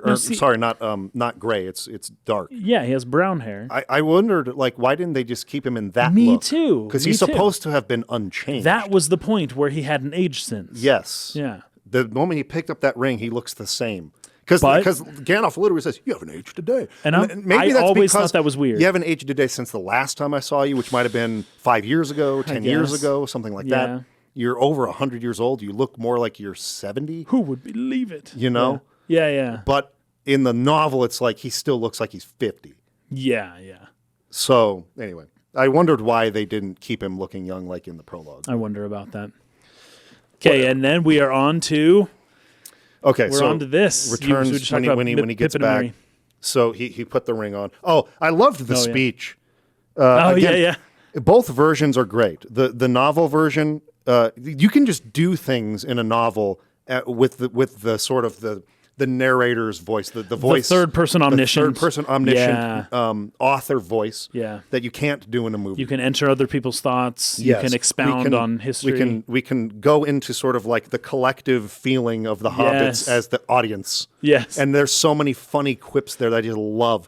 Where it's like They were really good. This is the stuff they loved. Simple, like to the point. Like they were all dreading a song. They were all dreading some poetry. And they just get more and more tired as he keeps talking. Oh, and they talk about filling in the corners. I love that. was so I good. love that they were at that point of what they called in their culture filling in the corners, where they're all content and it's like, okay, we'll tolerate a But they're speech now. still nibbling a little bit. Yeah. And then after the whole speech is ended, they're also upset that they need to eat more food Yes. in order to get over it. Yeah, it's like okay. In order to forget that, we have to eat more now. Like more drinks. Like Oh, that was so funny. it's great. And also they try to interrupt him at one point. Like all the young hobbits thought he had said everything that needed to have been said. Right, At they that point. clapped They and get up, we're they done. start dancing on the tables, and they're Yes, playing music and stuff. And he has to get a horn and interrupt. I promise I'm not going to take long. And then they all applaud. Yeah, no, you're not going to take long. See, they're simple folk. They're simple Yes. folk, and there's something beautiful about that. There's so much culture Yeah. in those descriptions of how they're reacting to his speech Yeah. that you can't get across in a movie. You just can't. It's true. do it. It's true. So I love and appreciate the novel for those things that make it strong as a novel that you can't adapt, you can't carry Yeah. over. And there's also things you can do in a film you can't do in a novel. Oh, and it's like very this much movie so. takes advantage of that almost every time. Yeah, I think so. And it's really, really great. Because in the book, they don't want to hear his speech. No. But in the movie, they're like, speech. They're all They're, clapping for a calling speech. him up to I'm like, come- hey, that's yeah. a big break from the books. Sure. But not really. Like Yeah. the hobbits really were content that Bilbo had fed them so well Yeah, and thrown this the best was party amazing. of years, And, you know? and they talk about all in the book a variety of entertainments, and Yes. it was like it's not And just a birthday party. so much freaking and they all food. got presents from him too. Yes, he gave them all presents and mathums, as they call them. The Mathams. I love that word. Yeah. Yeah, and it's good stuff. But even though in this version they're calling for him to give a speech, I still think it lines up with the spirit of it. everything. Just works.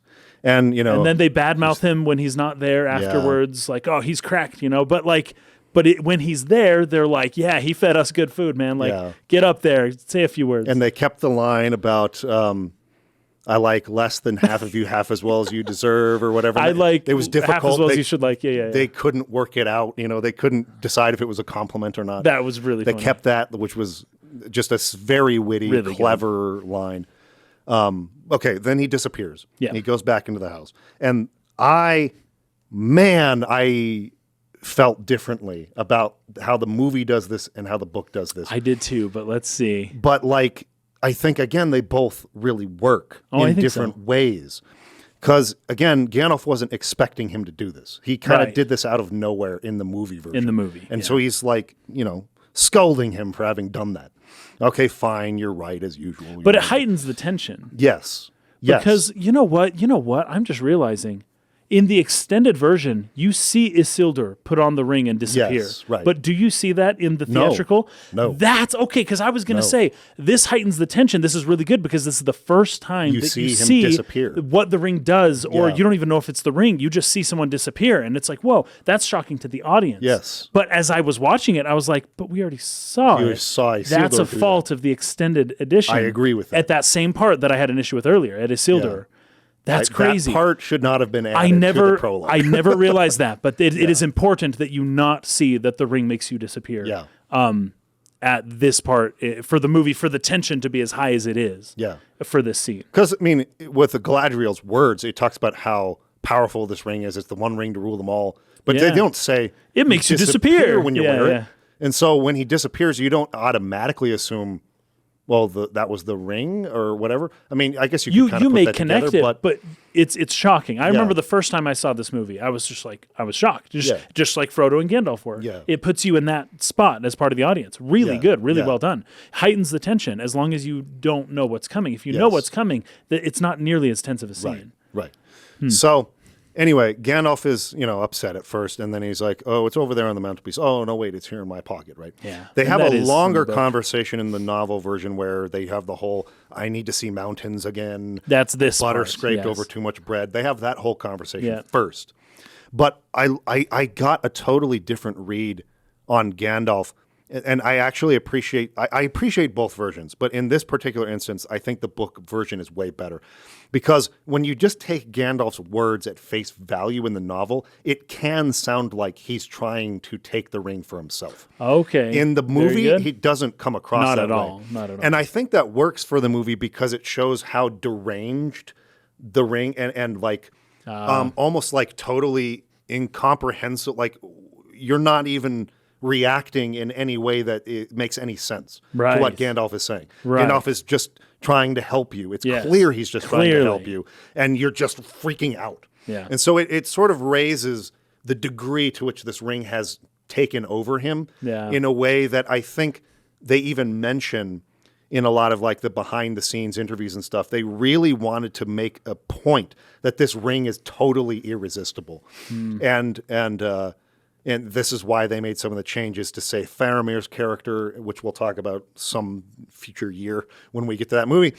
But anyways, I see kind of where they're going with this. Yeah.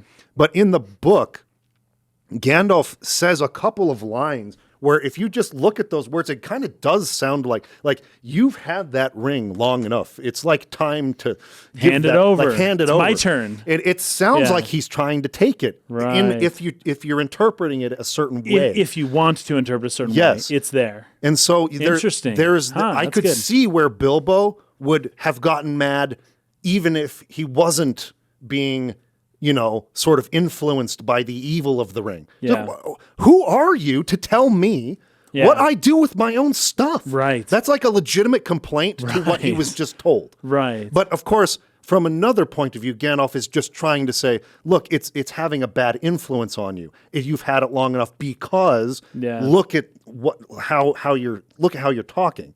He doesn't say that part of it or give that context to the comment. So the comment can be read as, hand it over. It's mine now. Yeah. And so interesting. There's almost a legitimate place of anger that he can kind of come from in the novel version. And I love how Gandalf, in the movie, he just goes, Bilbo, man! Yes. He just like... Well, it's as soon as Bilbo accuses him of, you want it for yourself. Yeah, you want it, you're a thief. And Bilbo displays his power a little bit, at least showing in a way, I could have it if I wanted it. Yes. I would already have it if I wanted it. Yes. And I have the power to take it. But I freaking loved this part of the novel. Yeah. Bilbo reaches for his sword. That's right. That's Bilbo right. I forgot reaches about that. for his sword. Oh my gosh. And then Gandalf says, it's about to become my turn to get angry. That's if you right. do what you're about to do. If you put your hand on that That's sword, crazy. you're going to be in trouble. And Yeah. that's when he gets pissed. And so there's this extra element in the story. That's right. Where it's like they're both but it flows in a way that feels totally convincing and natural because Gandalf said some things that you could say like that was kind of too far. Right. And he puts his hand on his sword And Gandalf and is that's stepping- way too far. Right, You're not right. going to kill your friend over this. What the fetch, dude? But right? Smeagol and Deagle, right? Oh, right. that's And good. so that's really good. the novel version is better. It's Yeah. more nuanced in sort of like the what's the word I'm looking for? The subtext. Yeah. But the movie does a better job of like showing how deranged the ring has made him. The level of change that is coming over him, right? And so I kind of appreciate both, but I definitely lean novel on this particular scene a little bit. Because the other thing I liked about it that's too a big one right there. was that the ring, he wasn't holding the ring. This is one part of the movie I like better. Because in the novel, he has it in an envelope in his pocket. That's right. And he takes it out and he's going to put it on the mantelpiece, but he jerks his hand back and he drops it on accident. That's right. And Gandalf swoops it up and puts it there. Himself. Right. So it's like he couldn't, he was trying so hard to get rid of it, but he just couldn't quite get there. Yes. And Gandalf helped him for the last tiny bit that he needed get rid of it. I have a little parallel for this. This parallels all of the Lord of the Rings with Frodo. Yeah. Frodo had the strength to take the ring all the way to Mount Doom. Yes. He just could not Just do what throw that it in last thing he needed to do. He couldn't do it, and it required some intervention and Smeagol and the right things in the right place at the right time in order for it to actually happen. Right? Right. And then, of course, with the eagles and whatnot. But I feel like Gandalf filling in, because Gandalf doesn't want that ring either. No. Right? And so Gandalf, how would you put it? Gandalf takes the burden from Bilbo for just 2 seconds. Just 2 seconds and puts it up. And that took a lot from Gandalf. Yeah. Because we find out later on that, like, well, I think we find out in this scene that Gandalf is like, I do not want to be the possessor of that ring. It would ruin me. It would ruin the world. It would ruin everything. Don't want to touch it at all. But he was willing to just to help push Bilbo that little bit over. And it's on the mantelpiece over the fire, which is just good. Fire. I feel like there's a parallel between Bilbo doing what he needs to do and Frodo just not quite being able to do what he needs to do without a little bit of help either. Right. Yeah, that's really good. But again, I like both because in the novel, Gandalf goes on to say, in the end, he got rid of it of his own will. And I go, but did he really? Like, you kind of had to swoop it. It was close, but you kind of had to swoop it. Yeah. In the movie, he does. In the movie, he drops it. He looks at the ring in his hand, which I think is really good. Really good. It's not in an envelope. He's got it. Visually, looking at it. See, that's the difference between a movie and a book. Drops it and walks away. Yeah. And this shows the resilience and how good Bilbo's heart was, that he was actually powerful enough. The only person ever, Frodo wasn't even good enough at the end to do that. Bilbo was actually able to give it up. And he had it for way longer. Way longer. For way longer. 60 he had years? it for 60-something years. Or 80 years? Or no, 60 years. Yeah. And he was able to get rid of it, and even Frodo wasn't able to do that. Right. And so I like that when you take it on the back of Gandalf's line from the novel, which is, in the end, this shows how resilient hobbits are to this ring. Right. He was able to do it of his own will. Yeah. So I like the movie version for showing Bilbo's ability to let it go. But I like the novel's version of how their tension rose in the scene. Yeah, that's good. to this boiling point that was just like way more tense than even the movie was. But anyway, and then good. of course he goes off singing "Road Goes Ever On and On." I wrote the lyrics to that song because it's a so beautiful good. poem. It is. It's a beautiful poem, and it links up to another in chapter 3 or so. Once they head out, it links up to another paragraph that I just wanted to read real quick. We do hear this later on. I could go over it later or now, but I'm just going to do it right now. This is the second time we've heard this song. So first Gandalf writing it. Yep. The road goes ever on and on. And it's wonderful, but you don't really hear the words so much here. And now Bilbo goes, and you're hearing the same song again, right? The road goes ever on and on, down from the door where it began. Not far ahead the road has gone, and I must follow if I can, pursuing it with weary feet until it joins some larger way where many paths and errands meet. And whither then? I cannot say. I love that last It's really line. good. It's so good. And now I'm going to read that. Keep that in mind with the idea of the road that goes and it takes you to places that you don't know about. Yep. Like you mentioned before, the very extreme conservative idea is dealing with everything that you know about. Yes. And then the extreme on the other end is dealing with all the stuff you don't know about. Right? Mm-hmm. And that's what this is kind of dealing with. It's dealing with that tension where you don't abandon. You never abandon what you know. Yeah. But you go out and seek of new things you don't know. Yes. Right? And it's really good. And so then I wrote down here, this song is actually related to this quote by Bilbo that's said by Frodo later in the book. Now, I heard this quote's in the movies. It's if you don't keep your feet, there's no knowing where you might be swept off to. Yeah. Now, it's a beautiful quote on its own in that movie, but it's even better in the context of the book because in the book, it's comparing the road to a river. Yes. And so you don't get that context in the movie. Keep your feet. You just hear in the water. Yeah. Exactly. And so, or maybe just because I was thinking about swimming in a river, but I'm also thinking just stepping into a fast flowing stream. Well, that's another thing. It can sweep your feet about out Hobbit from under culture you. too. Is they're very afraid of water. Yes. And then they're all gossiping about how Frodo's father Drogo drowned. He drowned. It's like, what was he doing out there? He ate too much in the dinner and he sunk the boat from his weight. And they're like, no, I heard that his wife pushed him in. It's like, you guys, it's like you guys don't have to invent these freaking terrible rumors. Boats are tricky enough by themselves. I know, boats. Just stay off the water altogether. Oh, gosh. So yeah, this whole parallel to the culture being afraid of water. It's more important to their culture. Yeah. So I'll read this line now. He often used to say that there was only one road, that it was like a great river. Its springs were at every doorstep, and every path was its tributary. It's dangerous business, Frodo, going out your door, he used to say. You step into the road, and if you don't keep your feet, there's no knowing where you might be swept off to. Do you realize that this is the very path that goes right through Mirkwood, and that if you let it, it might take you to the Lonely Mountain, or to even further and to worse places? Mm-hmm. He used to say that on the path outside the front door at Old Bag End, especially after he had been out for a long walk. Yeah. That's beautiful taken in conjunction with that poem, yeah. Right? Where it's like the road, like I've thought about that, just going outside and looking at a road and being like, almost the idea of all roads lead to Rome. But basically this, if you follow this path a certain way, you'll end up in New York City. You'll end up in Jackson's Hole, right? Yep. Like you could go anywhere just by this one road, right? Just you step out it's your the door, same road. That can take that. Yes. That's the road that will take you there. Just like all rivers. It's it's really cool idea. Like that is worded in such a beautiful way. Such a beautiful and way. I love its placement. But it's dangerous, right? Oh, yeah. Because encountering new things, as much as we say it's necessary, it's also really dangerous. Yeah.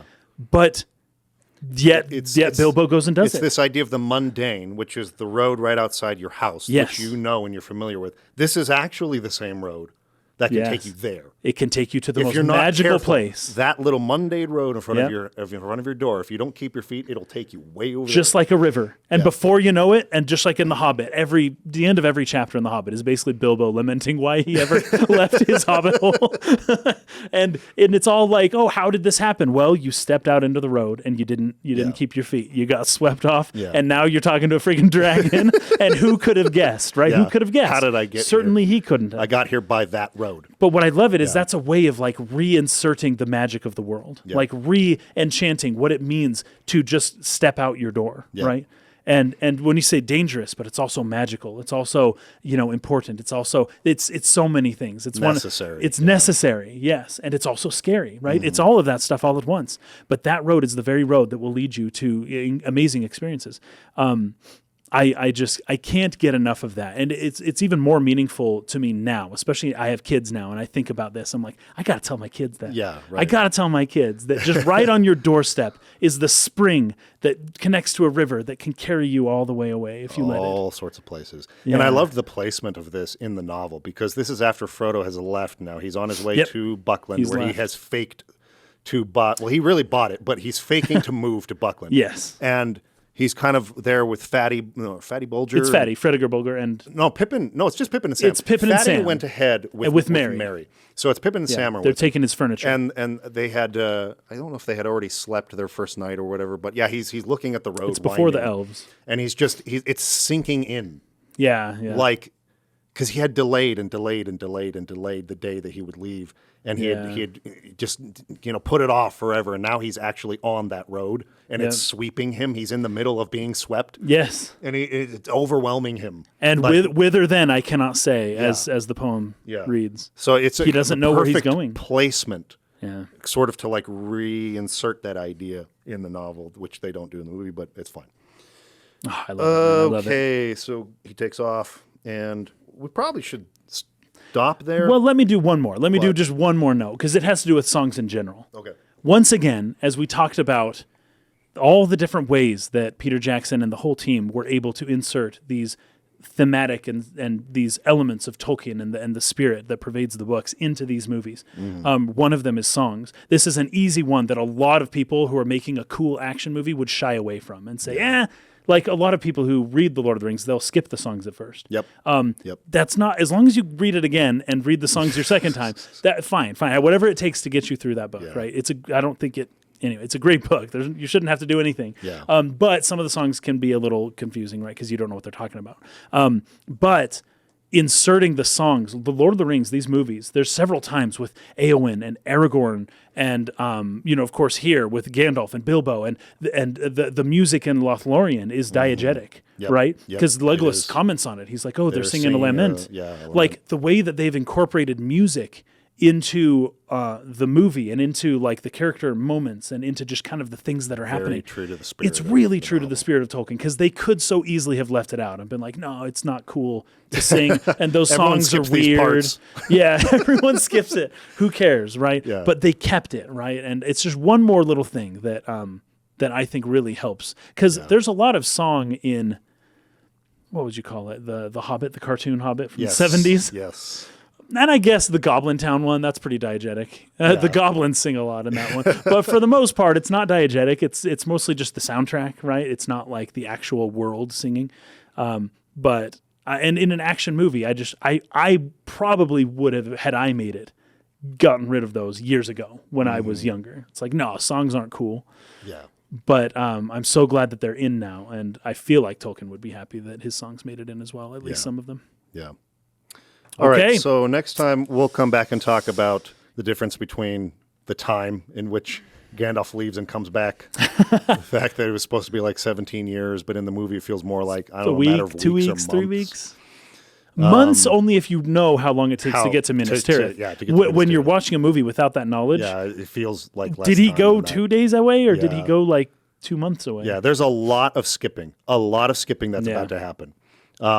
The extended edition treats it a little bit better than the theatrical one. But we'll get into all that next time, and Frodo actually getting off. And my favorite chapter of the book, which is where Gandalf comes and explains everything to him. Man, there's so much explained there that they save for later about Gollum, and he explains the whole Deagle story. Anyways, go ahead with that. Yeah, so the music changes, right? So it's, goodbye, my friend, and Bilbo sings The Road Goes Ever, on and on, again, like right there as he's walking down. And as Gandalf turns back, he sees the ring, right? The music changes, and once again, the idea of a quiet life for peaceful hobbits is interrupted by the ring. Right. And Gandalf does not want to touch it. In the books, he actually will touch it more occasionally. Yeah, I made these points in the novel analysis that I'm doing on my personal channel. I was actually surprised reading again how many times he like physically touches it. Yes. And I actually think this is a good change for the movie. I like it better that he refuses. Me too, for what the movie's doing in a more condensed time period. I think with the book, it's more like possession of the ring. Like in football, there's like these technical rules. Did he have possession of the ball and stuff? Right. Where it's like Gandalf didn't hold the ring long enough for the rules of the universe to consider him as being a possessor of the ring necessarily. Yeah, I was thinking the same thing. Does this technically make him a ring bearer by exactly, the end? That's a question. Or is it not because it was still technically Frodo's ring? Yes. He was just holding it. Yes. But yeah, that's the big difference. In the movie, when he pulls the ring out of the fire, he uses the tongs and he puts it in tongs, Frodo's hand. Yes, in Frodo's hand. And then he uses an envelope, and he never touches the actual ring. He holds the envelope out and then seals it and gives it back to him. But in the book, in both cases, he takes it, like, let me see it for a second. Yes. And he's holding it. He's like Gandalf's holding it in his own hand, looking for the markings. The markings, yeah. Oh, that's so funny. In the movies, to avoid any unnecessary explaining, they just have him refuse to touch it, which I do think it works. It works really well. Yeah. I also have this general idea. I want to know what you think of it. That the ring betrayed Sauron. Yes. Like the idea of the ring betrays Isildur, the ring betrays Gollum, the ring betrays Frodo, the ring betrays people. But did the ring betray Sauron? Because I've always wondered, how did Isildur just like get up there, kill him, cut the ring off? How did he do that? Yes. The ring betrayed Sauron. And I think that's it. The ring tricked Sauron into thinking he had all this power. And he didn't. The ring has almost like a will of its own. And of course, Sauron can do the most work with it. But I think the ring actually betrayed Sauron. That's an interesting thought. Why would it want to do that? I don't know why.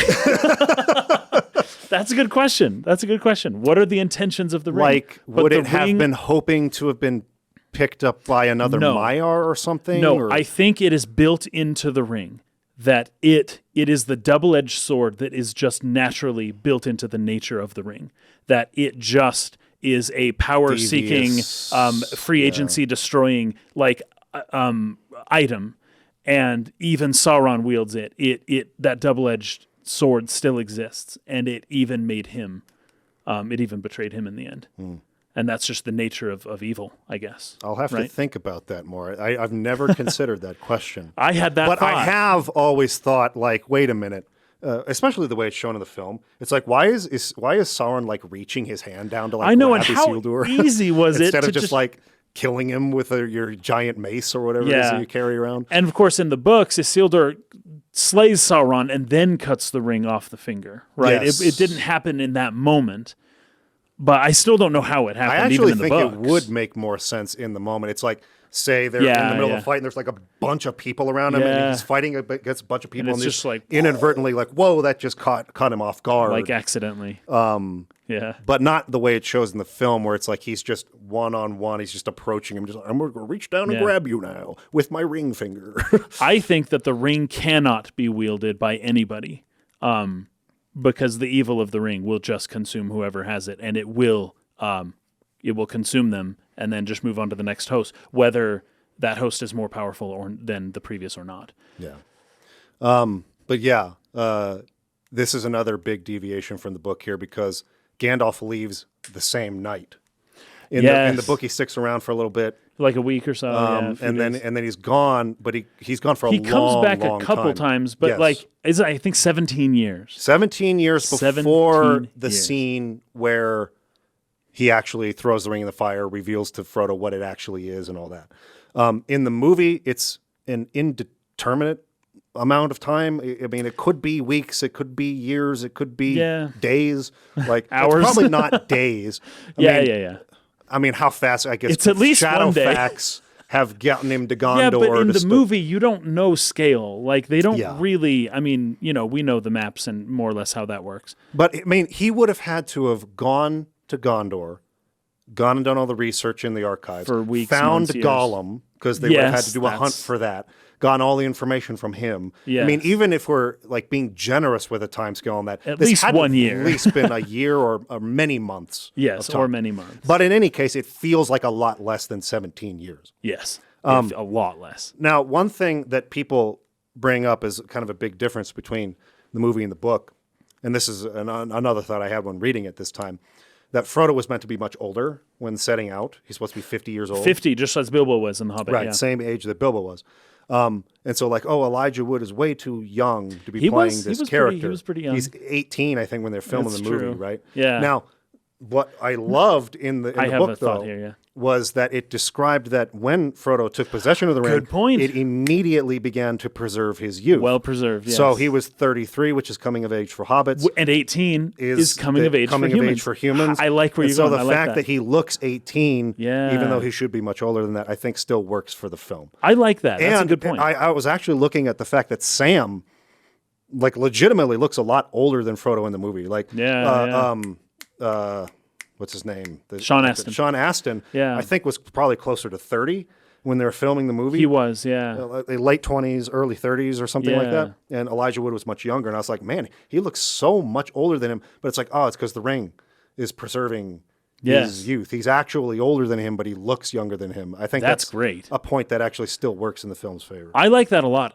But there is that shot, and who knows if this was intentional or not. Maybe probably not is what I always think. But there's that shot of Sam looking at the flower in the prologue, where all hobbits share a love for things that grow, and then Sam's looking at this like flower, and he kind of smiles. Sam looks younger in that shot. He actually looks thinner as well. I wonder, because he put on weight specifically for this role, and he's the only hobbit who actually wanted to look like a hobbit. Apparently, nobody else wanted to look like a hobbit. And in the Fellowship of the Ring, Frodo describes himself as being kind of flabby and whatnot. That is certainly not Elijah Wood in that movie. But Sean Astin, he may not have put on all that much weight when that shot was filmed, or maybe that shot was filmed later. But either way, he actually looks younger in that shot. That's a good point. Before, and then you see him later, and he looks older. He looks bigger.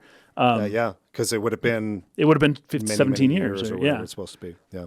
So after Gandalf goes to touch it, he sees an eye wreathed in flame, right? So we got the fire motif. I'd mentioned before something about Prometheus, even though Tolkien did not want like allegories. I'm just going to touch on it a little bit, because then Gandalf begins to contemplate what just happened with Bilbo and all that stuff in front of a fire, staring at the flames. Yes. And as we learn later on, once he learns the secret of the ring, fire is what reveals the secret of the ring. Yes. And so here's Gandalf staring at a fire. Fire is also how the ring was made. Fire is the fires of Prometheus. Gandalf himself is a wielder of the sacred fire, which is considered the flame of Arnor. Yes. He's got the ring, the elvish ring of fire. Yes, the ring of fire. That's actually explained in the book as being part of the reason why he's so gifted with fireworks and with fire magic. Oh, that's perfect. It's because he wields that ring. And so his specialty is sort of fire magic. And so the fact that he's looking for wisdom in the fire in this moment might make sense for his character. And the fire also represents, I think, Iluvatar in Eru. Well, for those who don't know, Eru Iluvatar being essentially like the god, the highest god in the world that Tolkien made. Cosmology, Yeah. But when you talk about the sacred fire, the sacred flame, that's essentially like the spark of consciousness that exists within. Yes, that's what Melkor was looking for. Yes, and he could not. Fire, and he couldn't find it. Only Eru Iluvatar knew where the secret fire was. And so the fire, just within Tolkien's mythos, the fire represents divinity in some real way. And so Gandalf is contemplating in front of the fire, smoking his pipe, which of course is another fire motif. Anyways, there's just fire. It abounds with all of this. I really, really like it. And then the next scene that we see is we cut back to Mordor at Barad-dûr, and this is where we see Gollum being tortured with fire, right? And there's the lava, and there's the fire, and Gollum's being burned. It's almost like you're seeing the different ways that fire can be used, right? It can be used to smoke a pipe. It can be used to have fun. It can be used for fireworks. It can be used to contemplate as you look at the fire. It can be used to make a ring. It can be used to reveal secrets. It can be used to torture people, right? Like this really is a Promethean.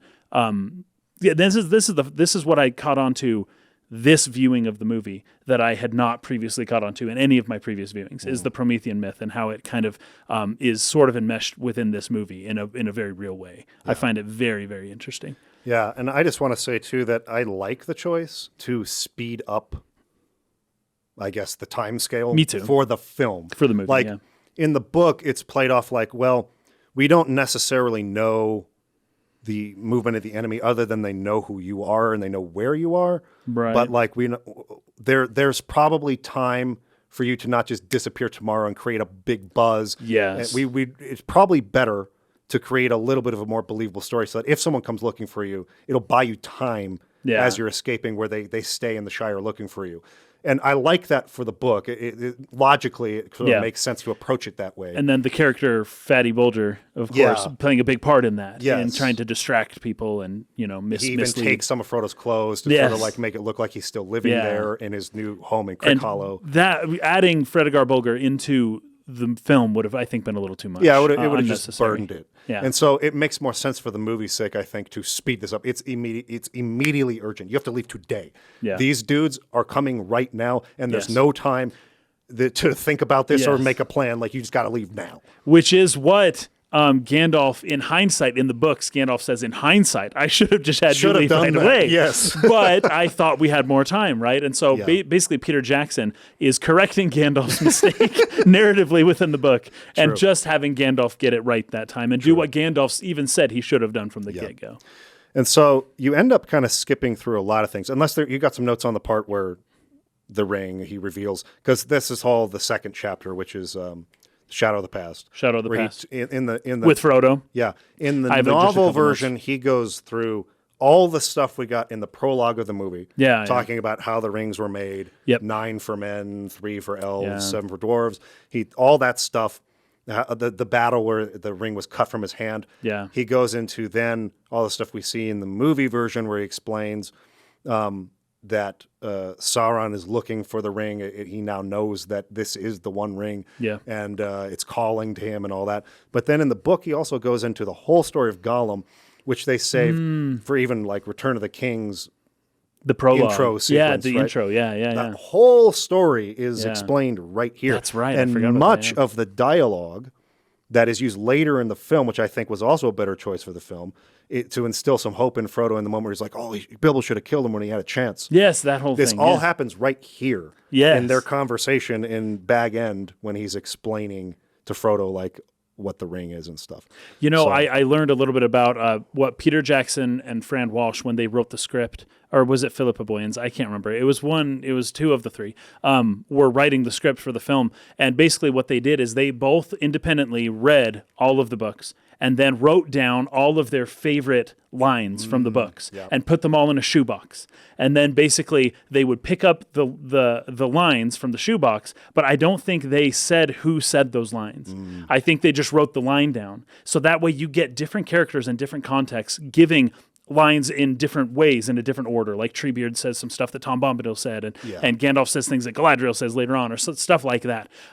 But those lines still make it into the film one way or another. And they're just put in a little bit of a different context, but you still get the power of those.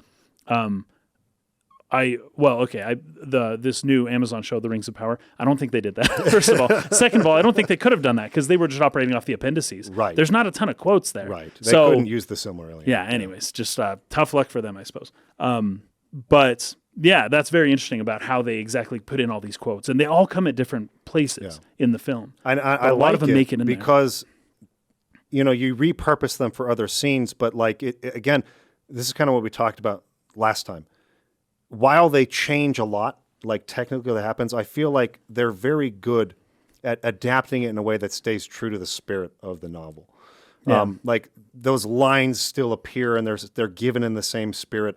It's just that rather than, and I actually like Gandalf saying this later in the movie than saying it right now. It means sort of more. Front load this whole story about Gollum, and you want to reveal Gollum's character over 3 movies, and the whole story, not just like tell the whole thing right here, right? Because we won't see Gollum for hours in the movie, chapters and chapters in the book, right? Until really the next movie, but you get a glimpse of him in Moria, but that's where they bring up the line.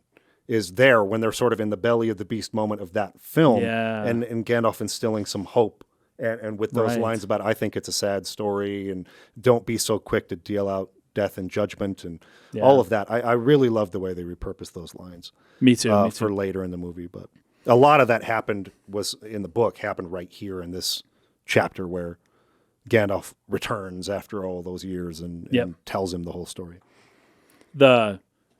A secret now that only fire can tell. I love that line because my note there says fire tells secrets. Like how true. Like I don't know. There's something about that fire can like reveal things in the world. I just think that's wonderful. But then we see We see the darkness that is after Frodo, of course. But then again, it's like the nine drop out of Minas Morgul, I think, and start writing out sometime around here, right? And you don't know what that means. You're just like, oh, I guess like some horses are coming from some cool, sweet-looking castle. Like you know that it's evil, and the music is playing, but you don't know exactly what it means. And then it cuts to Frodo, at least in the extended edition. You get this extra scene in the pub where Pippin and Merry are singing the song, and where Frodo they're just like drinking. And it's the guy, keep your nose out of trouble and no trouble will come to you. Yeah. Is that in the extended or is that in the theatrical? That's in the extended version. And this is actually pretty interesting because in the novel, in that pub scene, for the version that's in the novel, this is where Ted, the miller's son, and Samwise argue back forth about whether or not and his a lot cousin of those lines actually saw a walking tree or something like that. Yeah, I love it. And then then it cuts to Frodo's house when Gandalf comes back. Yes. So they add that a little bit, but in the movie version, in the extended edition, Frodo was at the pub and then walked home. He was there afterwards. And then they were saying, oh, Frodo's cracked, or Bilbo was cracked. Frodo's cracking. Yeah, and proud of it. And proud of it. Cheers, Gaffer. Yeah. But unfortunately, the statement, keep your nose out of trouble and no trouble will come to you, right? Well, Frodo's living proof that that's not always necessarily the case. Yes. It might be a decent-ish statement to live by, like most of the time, but there are plenty of cases where it's like trouble's going to come whether you realize or not. And it's in part because hobbits have been so isolated from the outside world. Mm-hmm. They just have no idea what's coming. Yeah. And I also think it's a driving thematic core of Tolkien's work in general, particularly with The Hobbit and The Lord of the Rings, though, is there's this, and we talked about this last time a little bit too, there is this tendency to want to stay where it's safe. Yeah. Preserve, yep. What you know, stick to what you understand, and not go out. And never venture out. Yeah. But that's the real danger to the growth of the spirit of the person, right? It's when you do venture forth, when you do answer the call, that you actually experience the growth that's important for, your own development. Yeah. And I think that's true. Yeah. Everybody around is trying to tell you not to do that, but it's only those few in the community who choose to do it, like Bilbo. The Tookish ones. Yeah. And I think it's really interesting, an important difference between Frodo and Bilbo's character. They actually say this. Frodo says this when they get to Rivendell later. I'm not like you, Bilbo. Yeah. I don't actually have the adventurous spirit that you have. There's a hesitancy, and it's why it takes Frodo so long to leave in the novel. He delays it and delays it as long as possible. And he is in love with the Shire. Because he doesn't want to really go. He does want to go find Bilbo again. Right. He cares about Bilbo, but the actual going into danger and adventuring side of it is not something that he's actually willing and eager to do, even in the same way that Sam is. Sam wanted to go see the elves. Sam was begging them to let him go, because in the novel, in the movie, Gandalf brings him in. Oh, confound it all! Samwise Gamgee, have you been eavesdropping? Right, that whole scene is pretty much fairly well preserved and the same between the two. Yeah. The difference is that it cuts away sooner, and I like it because it's funny and it's a good cut. Because I've thought of a better use for you, and then it goes on his face. He's all scared, and then come on, Samwise, keep up. And they're just on their way. Right, you're going to go with him. But in the novel, he says you're going to go with Mr. Frodo, and he just jumps up. Yippee! Do you mean it? Hooray! To see elves and all. And he starts crying. He bursts into tears. Yeah, I love Tolkien's writing. I really do, especially things like that, and the way he's trying to present to you these hobbits, these strange folk who act differently, and they just want to have fun and be happy and be comfortable in the in their the simple nature life. And enjoy the simple life. Yeah. And then Samwise, it's just like he's getting to live this fairy tale. He's going to get to go see the elves. He's so excited. Yeah, and it shows his eagerness and his adventurous spirit. Yeah, that's more alike to Bilbo's than Frodo's. That's a good point. Yeah, and so this is where I think Bilbo was actually stronger in his resistance to the ring than Frodo was. He had it longer, and ultimately was able to let it go. Yeah, because he was the type of person who was willing to go out, the person open to the development of the human spirit of his own personal growth, to go out, to venture forth. He had that.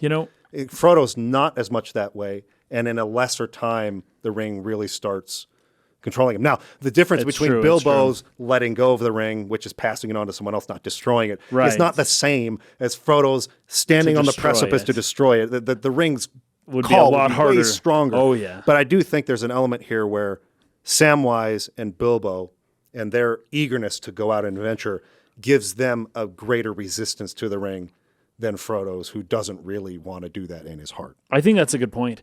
There's something about I wasn't going to bring this up, but I read The Hobbit recently with my kids, and there's a way in which Bilbo and Smaug actually share a lot in common. In fact, the Hobbit constantly does this. It shows these different scenes where, like, Bilbo in the cave. Well, no, Bilbo in the Thorin.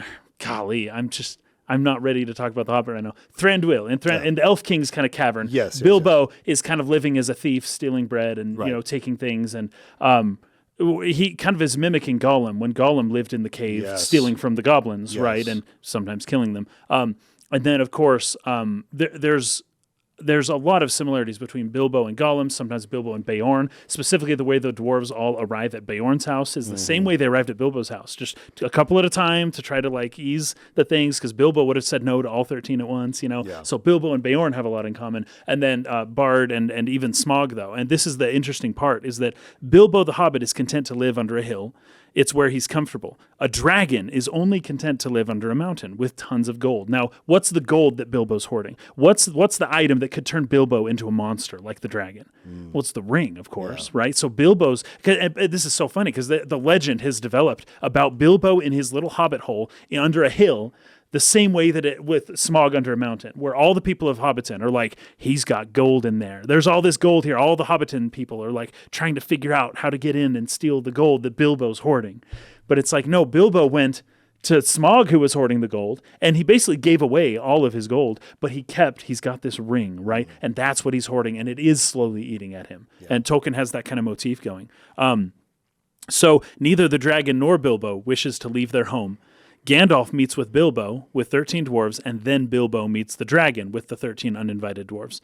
Bilbo has his food stolen from him, which he likes very much, and Smaug has treasure taken from him, which he also likes very much. But their responses are different. So despite all of the similarities between Bilbo and Smaug in this superficial way that I'm bringing it up now, the difference is that when adventure called, Bilbo left his home, right? He has this willing to, even when he goes to Rivendell, he has this willingness to leave his treasure behind and go, right? And he did it multiple times in his life. And that's when you become a monster, is when you've got something super useful and valuable, but you refuse to pass it on, you won't give it away, you won't do you're hoarding it, you're keeping it to yourself, and that's that tendency that you're talking about never leaving and going out, just staying where you are. I'm comfortable in my home. I'm going to stay here forever with my gold. Protect my stuff. Yeah, but Bilbo doesn't do that. No. He passes the gold on and thus avoids becoming, exactly like Smaug was, sitting on his piles of gold. That's a great point. Yeah.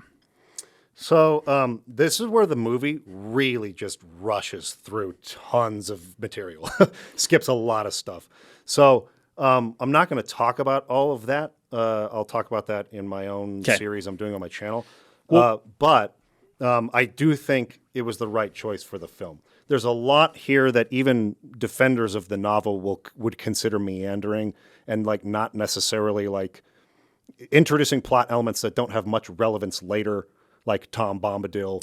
And they skip 4 entire chapters in the Fellowship. What is it? The Conspiracy Unmasked. Yes. The Journey with Farmer Maggot, and then Tom Bombadil and the Old Forest. They skip all 4 chapters. Yes. And the Barrow-wights and the Barrow-wights. That's right. So Barrow-downs. You would not know that watching the movie that they could possibly have skipped that much of Tolkien's material. It's a ton. A ton of stuff. And there's a lot of people who, when criticizing the writing of The Lord of the Rings, they'll kind of point to some of that material. Yeah. As far as it sort of maybe not fitting in very snugly with the typical structure of storytelling, a little bit of, again, this is not the perfect term to assign to it, but, Anton's or Chekhov's gun with, we got this guy Tom Bombadil in this forest who's like impervious to this ring and all this stuff that like sort of undoes what we just talked about, what the ring is capable of. He's no effect on him, whatever. And he's like not going to get involved ever again. We never hear from this guy, but I actually really like it still. And I'll talk about reasons why in my own series. But for now, just know they skipped a skipped a ton of stuff. A ton. Just totally blew past it. Now, I have to bring up here, because my notes end at Bree, and I have a ton of notes. Yeah. But there's just a lot that I want to get to until we get to this point where they're basically leaving the Shire, and then that's, I think, where we go to Gandalf with Saruman, we still need right? to talk about the shortcut to mushrooms and Merry Pippin and all that. Okay, good. But yeah, they skip a ton. It's hilarious. But there's this line here in the extended edition. Rosie knows an idiot when she sees one. And Sam says, does she? This is a huge part of Sam's character, that he just doesn't think much of himself. Yeah. Right?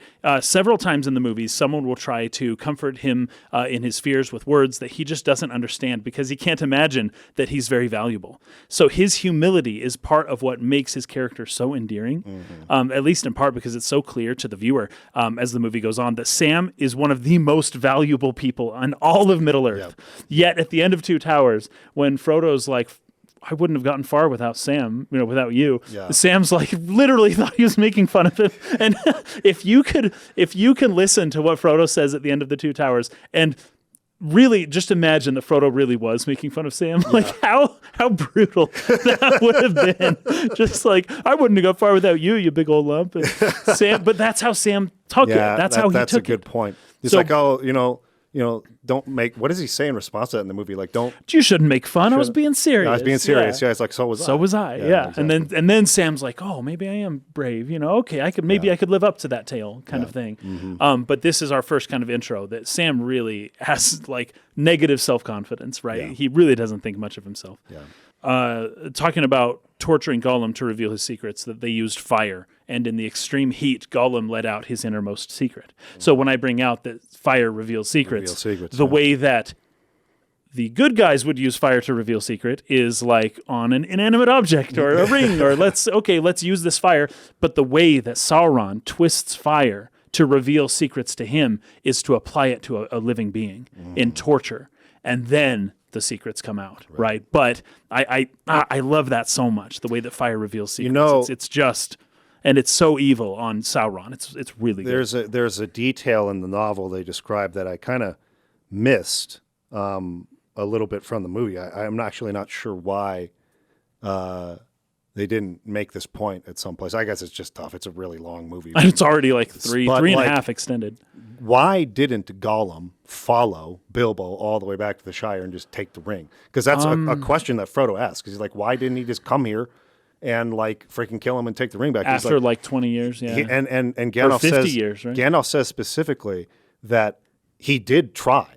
Like he was on his way, and then something stopped him. Something lured him. Something called him, which was Sauron's call of all evil things that can't sort of resist it, to come there. And Gollum began to justify in his mind why he was doing this. I'm going to go find some friends who will help me take revenge and get my ring back. But really, he was being called back there to answer like the summon of Sauron or whatever. Yeah. And because he had worn the ring for so long, he couldn't really resist that. See, that's so interesting because it's almost like that works against him. So Sauron is trying to call all evil things to him, right? And he's just he's just puts this spirit out there that everybody just kind of is attracted to. Yeah. And in some way, you could say Frodo's attracted to it too. Yeah. That as Frodo is journeying towards Mordor, there's the pull of the ring is pulling it towards where Frodo's already going anyways. Yes. But this is once again, I guess, how the ring kind of betrays Sauron a little bit, is that as Frodo is drawn towards Sauron, is also drawn towards the one place the ring can be destroyed, right? It's like the fatal flaw in Sauron's plan. It's like, I'll bring the ring to me, but right next to me, there's this place. I really hope they don't go there.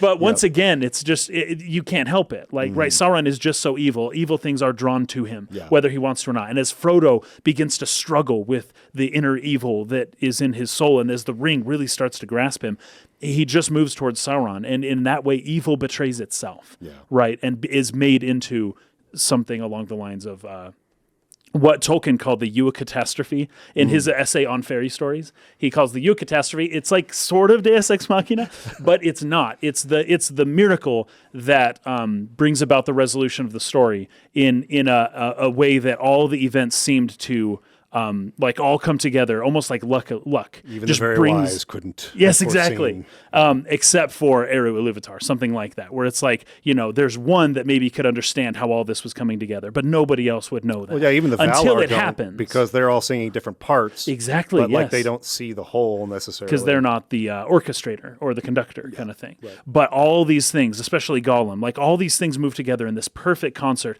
to accomplish this impossible task, Yes. right? And that culminates in the end with eagles and all this stuff just like happens perfectly, so that this ending, I don't like to call it Deus Ex Machina necessarily, but that's a decent way to start to understand what a Eucatastrophe is, Yes. and then realize that this whole book is kind of like moving in that direction, right? Yes. Everything is working in concert, almost like a symphony. It goes back to Gandalf's line again, which was in chapter 2 in the novel, way later in the Mines of Moria in the film.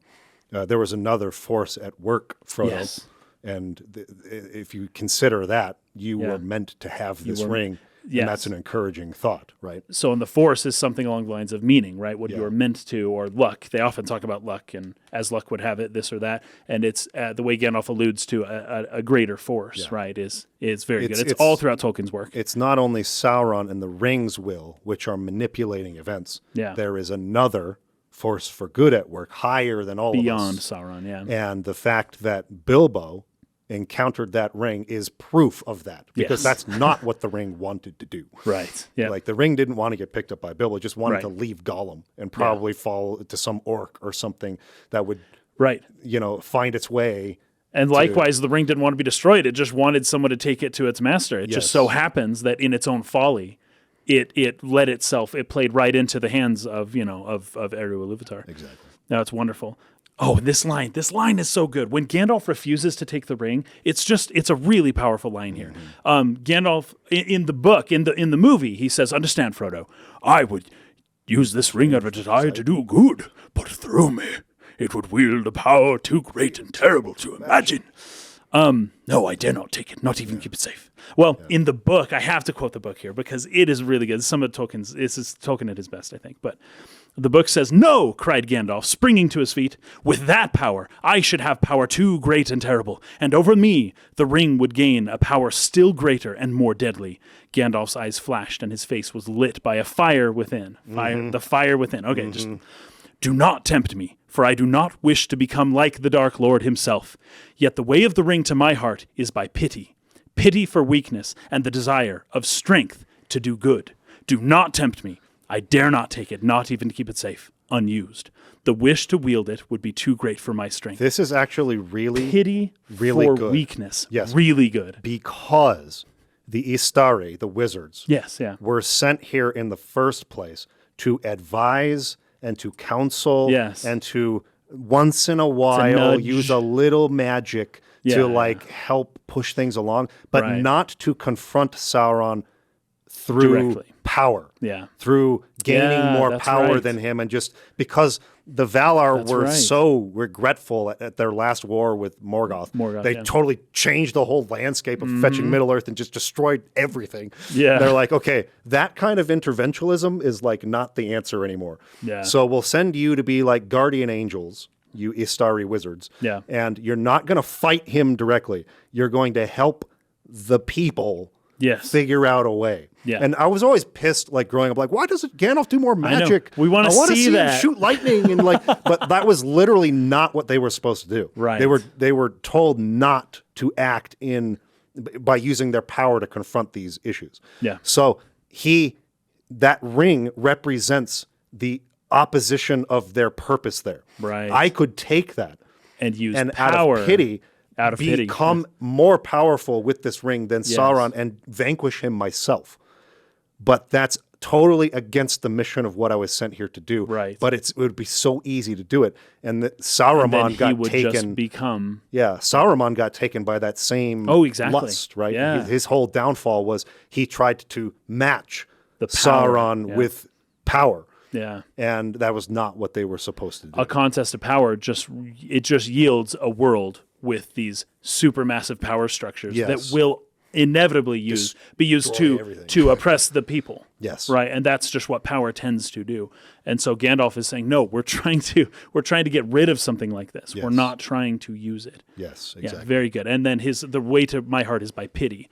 And it's so funny because you got pity. Pity is the pity of Bilbo will rule the fate of many, right? In a good way. Yes. But so Tolkien's not saying pity's bad. Yes. He's saying, no, pity's great. But it just becomes an excuse to wield power once you use it to get something like the ring. Mm-hmm. It just becomes your excuse to then become like all the other bad guys throughout history kind of stuff. Really Another interesting point made in the novel that I really wish had made its way into the film was that Bilbo beginning his ownership of the ring by sparing Gollum's life, by showing pity, that's right, was key to his long resistance to it. Whereas Gollum's immediate murder upon to gain possession of it is what turned him into what he is. So the dichotomy between what Bilbo became and his long resistance to the ring versus Gollum's total obsession with it was determined by that choice. Right. Had Bilbo chose to slay Gollum to escape, which would have seemed justified. He's blocking my path. He tried to kill me first. Yep. He still didn't do that. Yep. That's why the ring was so slow to work on him, or at least in large part. That's great stuff. And then I read this before, it's a dangerous business going out your door, that whole thing. Yep. Dangerous but rewarding, and less dangerous still than most believe. There is evil in the world, but as Sam says later in The Two Towers, there's also good in this world, and it outweighs the bad. It's worth fighting for, but it's also just waiting there to be discovered. Yeah. And then, if you don't keep your feet, there's no knowing where you might be swept off to. I read that all last time, so I don't need to put it over this time. If you don't keep your feet, there's no knowing where you might be swept off to, is akin to saying that you need something to ground you, right? Yeah. The wind, the world will move about you, and you'll wind up all sorts of places. But if you keep yourself grounded, if you keep your mind on a goal and hold fast to goodness, truth, and beauty, things like that, you'll find the road. You'll find that the road leads you towards the goal more often than not.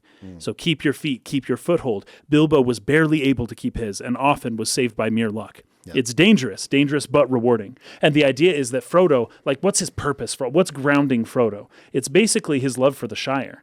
Just because he left the Shire didn't mean that he eschewed it or wanted to be apart from it. Yeah. His whole point, and even all four hobbits, I think, their whole reason they're doing this is to save the Shire. Yeah. They're not technically they're saving the world, I guess, but they're not trying to save the world. That's not they're their just reason. Trying to save the Shire, exactly. right? And every time they're talking about Sam's always talking to Frodo, we're just remember the Shire. We're going to go back to the Shire and we'll dip strawberries in cream and everything's going to be great. And then Pippin's talking to Merry, we've still got the Shire, and Merry's like, yeah, but for how much longer? Kind of stuff. They're constantly referencing back to the Shire. That's what's grounding them. That's their foothold. As long as the Shire's there, then we can venture away from it, and we've got a place to come back to, right? Yeah. There's still a center. They aren't just wandering aimlessly. There's a place with reference that they've always been planning to go back to it this whole time. Yeah. It's good stuff. And then this is only the extended edition. Okay. The Wood Elves. Oh, yes.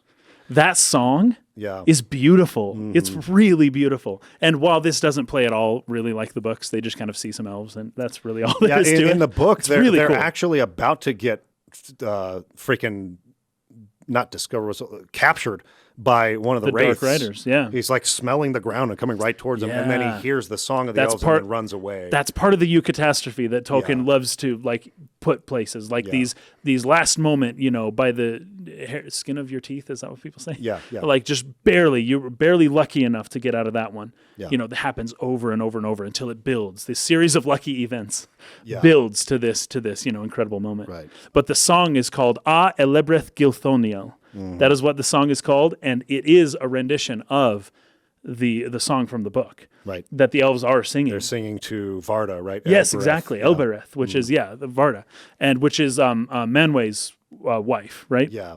And is basically the high goddess of all the Valar. King and queen of the Valar. Yes, so cool. So Elbereth Gilthoniel means Star Queen, who lit the stars, right? That's what it means. Elbereth means star queen. Gilthoniel means who she's the god who basically created the stars, the firmament. Yes. She put the stars up there in the sky. It's beautiful, and that's what the elves love the stars. They were woke when they first woke up. Exactly. There were stars. Saw starlight. Yes. Because there was no sunlight. The sun and moon weren't there yet because it was the trees. Yeah. So Gilthoniel, it means the one who lit the stars, right? So we have an evening star motif here. There's the first star.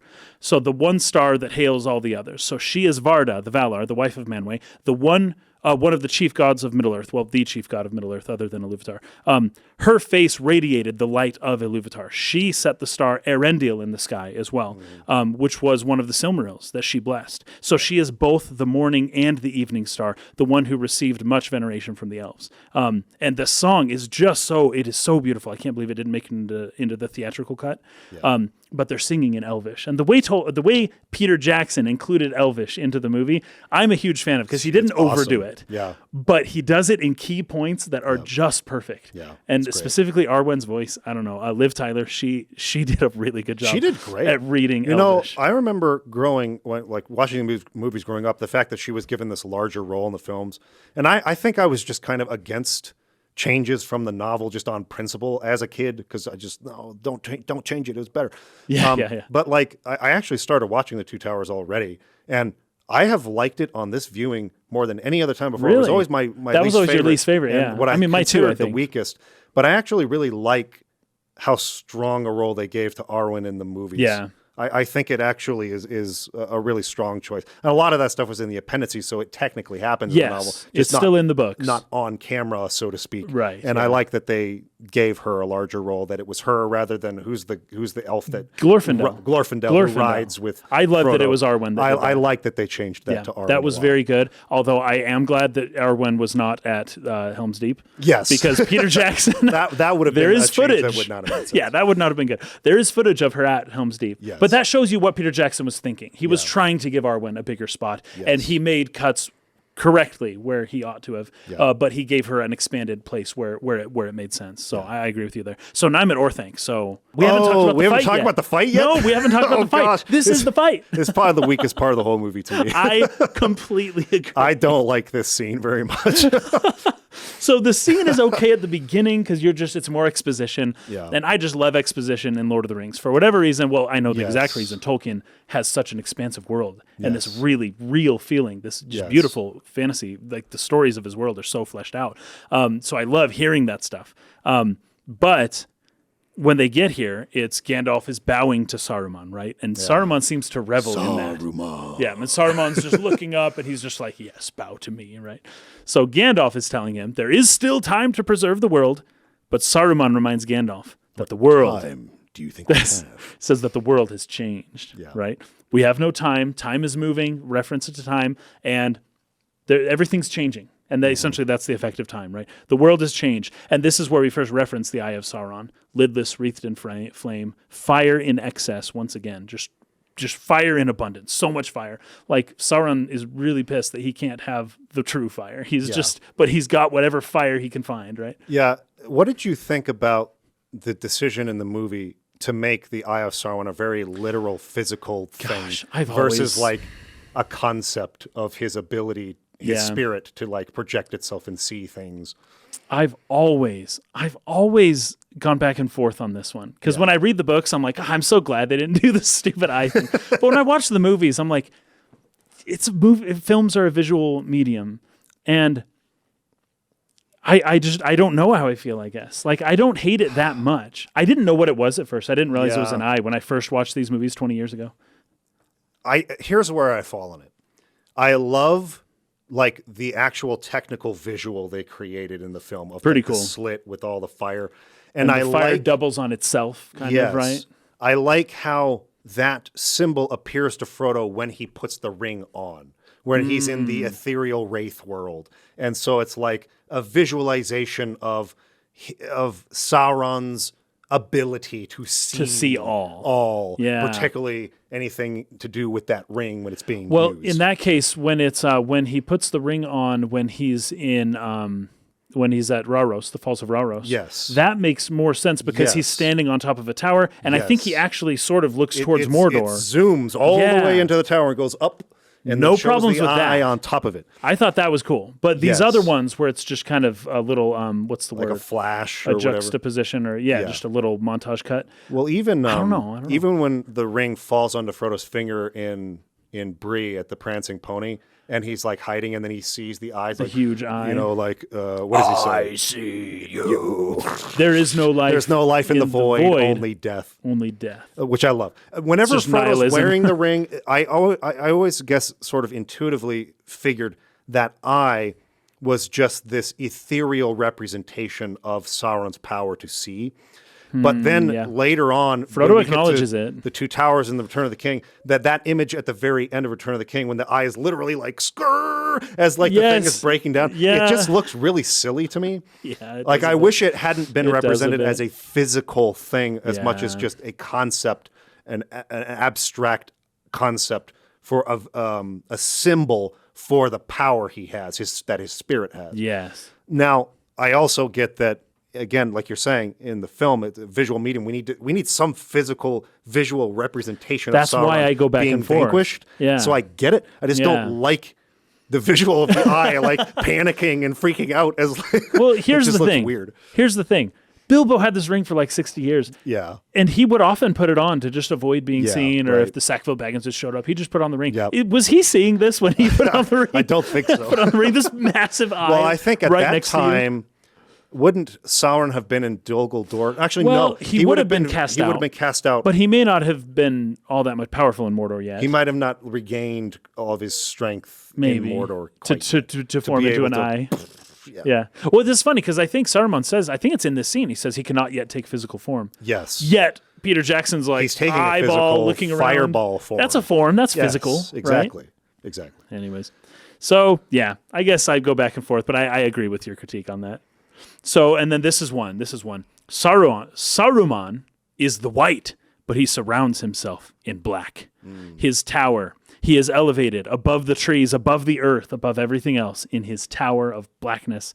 But he is the white. And of course, in the book, it doesn't say this in the movie, but in the book, he is of many colors. He's not just the white. Every time Gandalf looks, he's like got a different color on. It's like crazy. Am I completely remembering this incorrectly? Was Orthanc not at one time a tower that belonged to like the Witch King or one of the? I know he it had was made long Angband in ago. the north, Yeah, like Angband. Wayne North. But was that once a tower that was like used by evil I can't powers or remember. something? That then I could easily. they then like repurposed, like when Gondor claimed it, and then they gave it as a gift to Saruman. No. Orthanc was built towards the end of the Second Age by men of Gondor from four many-sided columns of rock joined by an unknown process that then hardened. And the Palantir was always kept there, though. It was. Now, here's the thing. I don't mind seeing the eye on the Palantir. That's totally fine. Yeah, I agree with that, When too. Gandalf touches the Palantir and you see the eye, I'm like, Yes. that's cool. And when that's fine. Mary or Pippin, later, and there's an eye. actually comes in contact, Yeah. and it's like the whole Palantir becomes like the Eye of Sauron. So I like that. So I visual. don't like the eye when Frodo puts on the ring and it's right there, like massive, like, right in front of him, or when it's on top of the tower at the Return of the King. I don't love that as much, but I do like it on the Palantir because that's what you're seeing. Yeah. Okay, so Orthanc, black, Black Tower. He's the White Wizard. Yeah. Go on with what you're saying. So then it says the Nine have left Minas Morgul, and Sauron says none can contend with the will of Sauron. This is a failing of Saruman's memory when he says that none can contend with the will of Sauron. He has not preserved his memory well enough. He has changed. Sauron has kind of taken over his mind.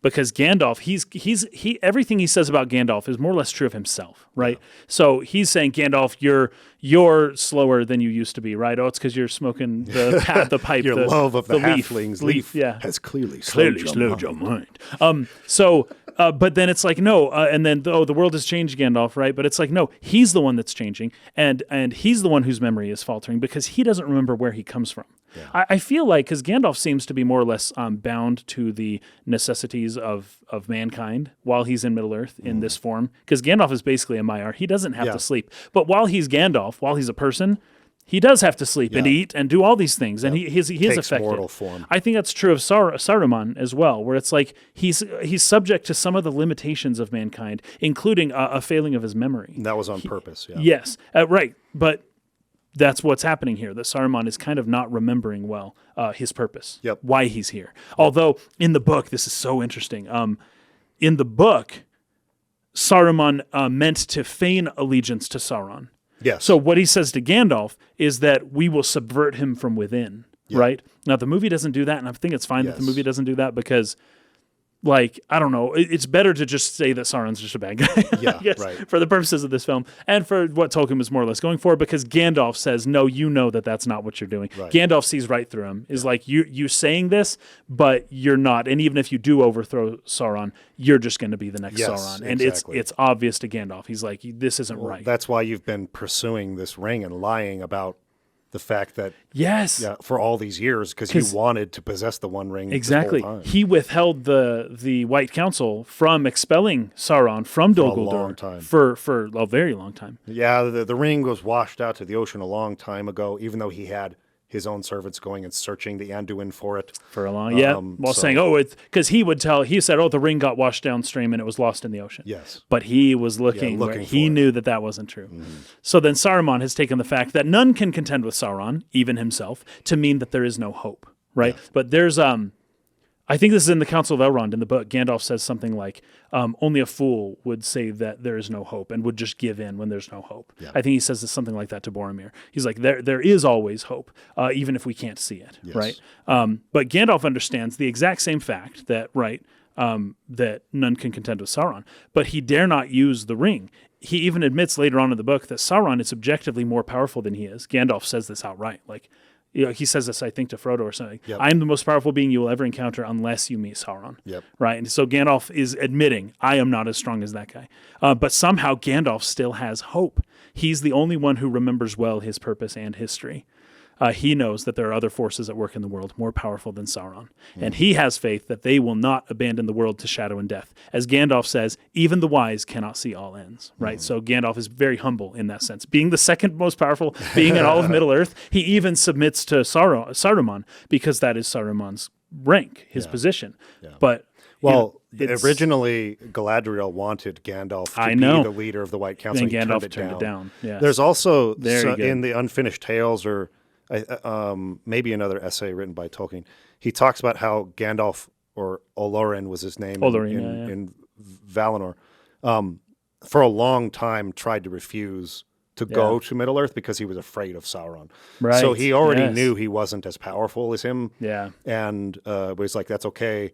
That's not what I'm sending you to do. You're not going to fight the guy. You're just going to help the people fight him. You're going to just guide them into it. That I'm not sending you there to like contend one-on-one with Sauron, right? It's also my understanding that Gandalf asked not to be sent as the leader. Yes. As in Saruman's position, although he was chosen to be the leader. And I think Saruman always resented him for that. That Gandalf was chosen first, but he rejected it. Saruman only got that leadership role as the second option, right? But also, based on what you just said, this is, and Peter Jackson tries to turn the personification, like a physical form of Sauron, into essentially the Witch King of Angmar. Yes. And that's the one being Gandalf is afraid of. Yes. I don't like that at all. I hate that in that is not good. Of the King. Yeah, that is not good. It ruins that scene, which was my favorite scene of the novel in Return of the King. Yes, it's so good in the novel. We'll get to that when we'll get to that movie. 5 years or whatever. So Saruman loses the unity of white and falls into the multiplicity of many colors, right? Yeah. And then we have the wizard battle. Oh, this should have been shorter. This should have been shorter. Maybe a few force throws, and then Gandalf may have given one surprise, and then he just loses, right? Instead of this like back and forth for like 2 minutes, like old dudes just like. It just looks so silly. It does. Particularly the part where Gandalf is like spinning around on the ground and he's like clearly being held up by a wire. Yes, it's so clear, so clear. As soon as he goes up though, the CG and all that, it looks fine. Yeah. But this is how it should have gone. Saruman pins Gandalf right at the beginning when he's abandoned reason for madness. And then boom, pin him against the wall. That's cool. I have no issues with that force push, right? Yeah. No issues with that. But then Saruman force grabs his staff right then and there, and the rest of the scene plays. No, this is it. Saruman pins Gandalf, then Gandalf counterattacks once and blows Saruman out the doors, and then Saruman grabs his staff, and then it's over. Yeah. Instead of the back, boom, boom, boom, boom, now I hit you, now I hit you, and they're like all like, Oh my It's gosh. just, this looks so silly. It really does. Yeah, it's unbelievable. So now I'm... Okay, yeah. Now So we're at the Gandalf Sam. is captured, and I think we gotta leave off there. It's time to Oh, dang. shove off.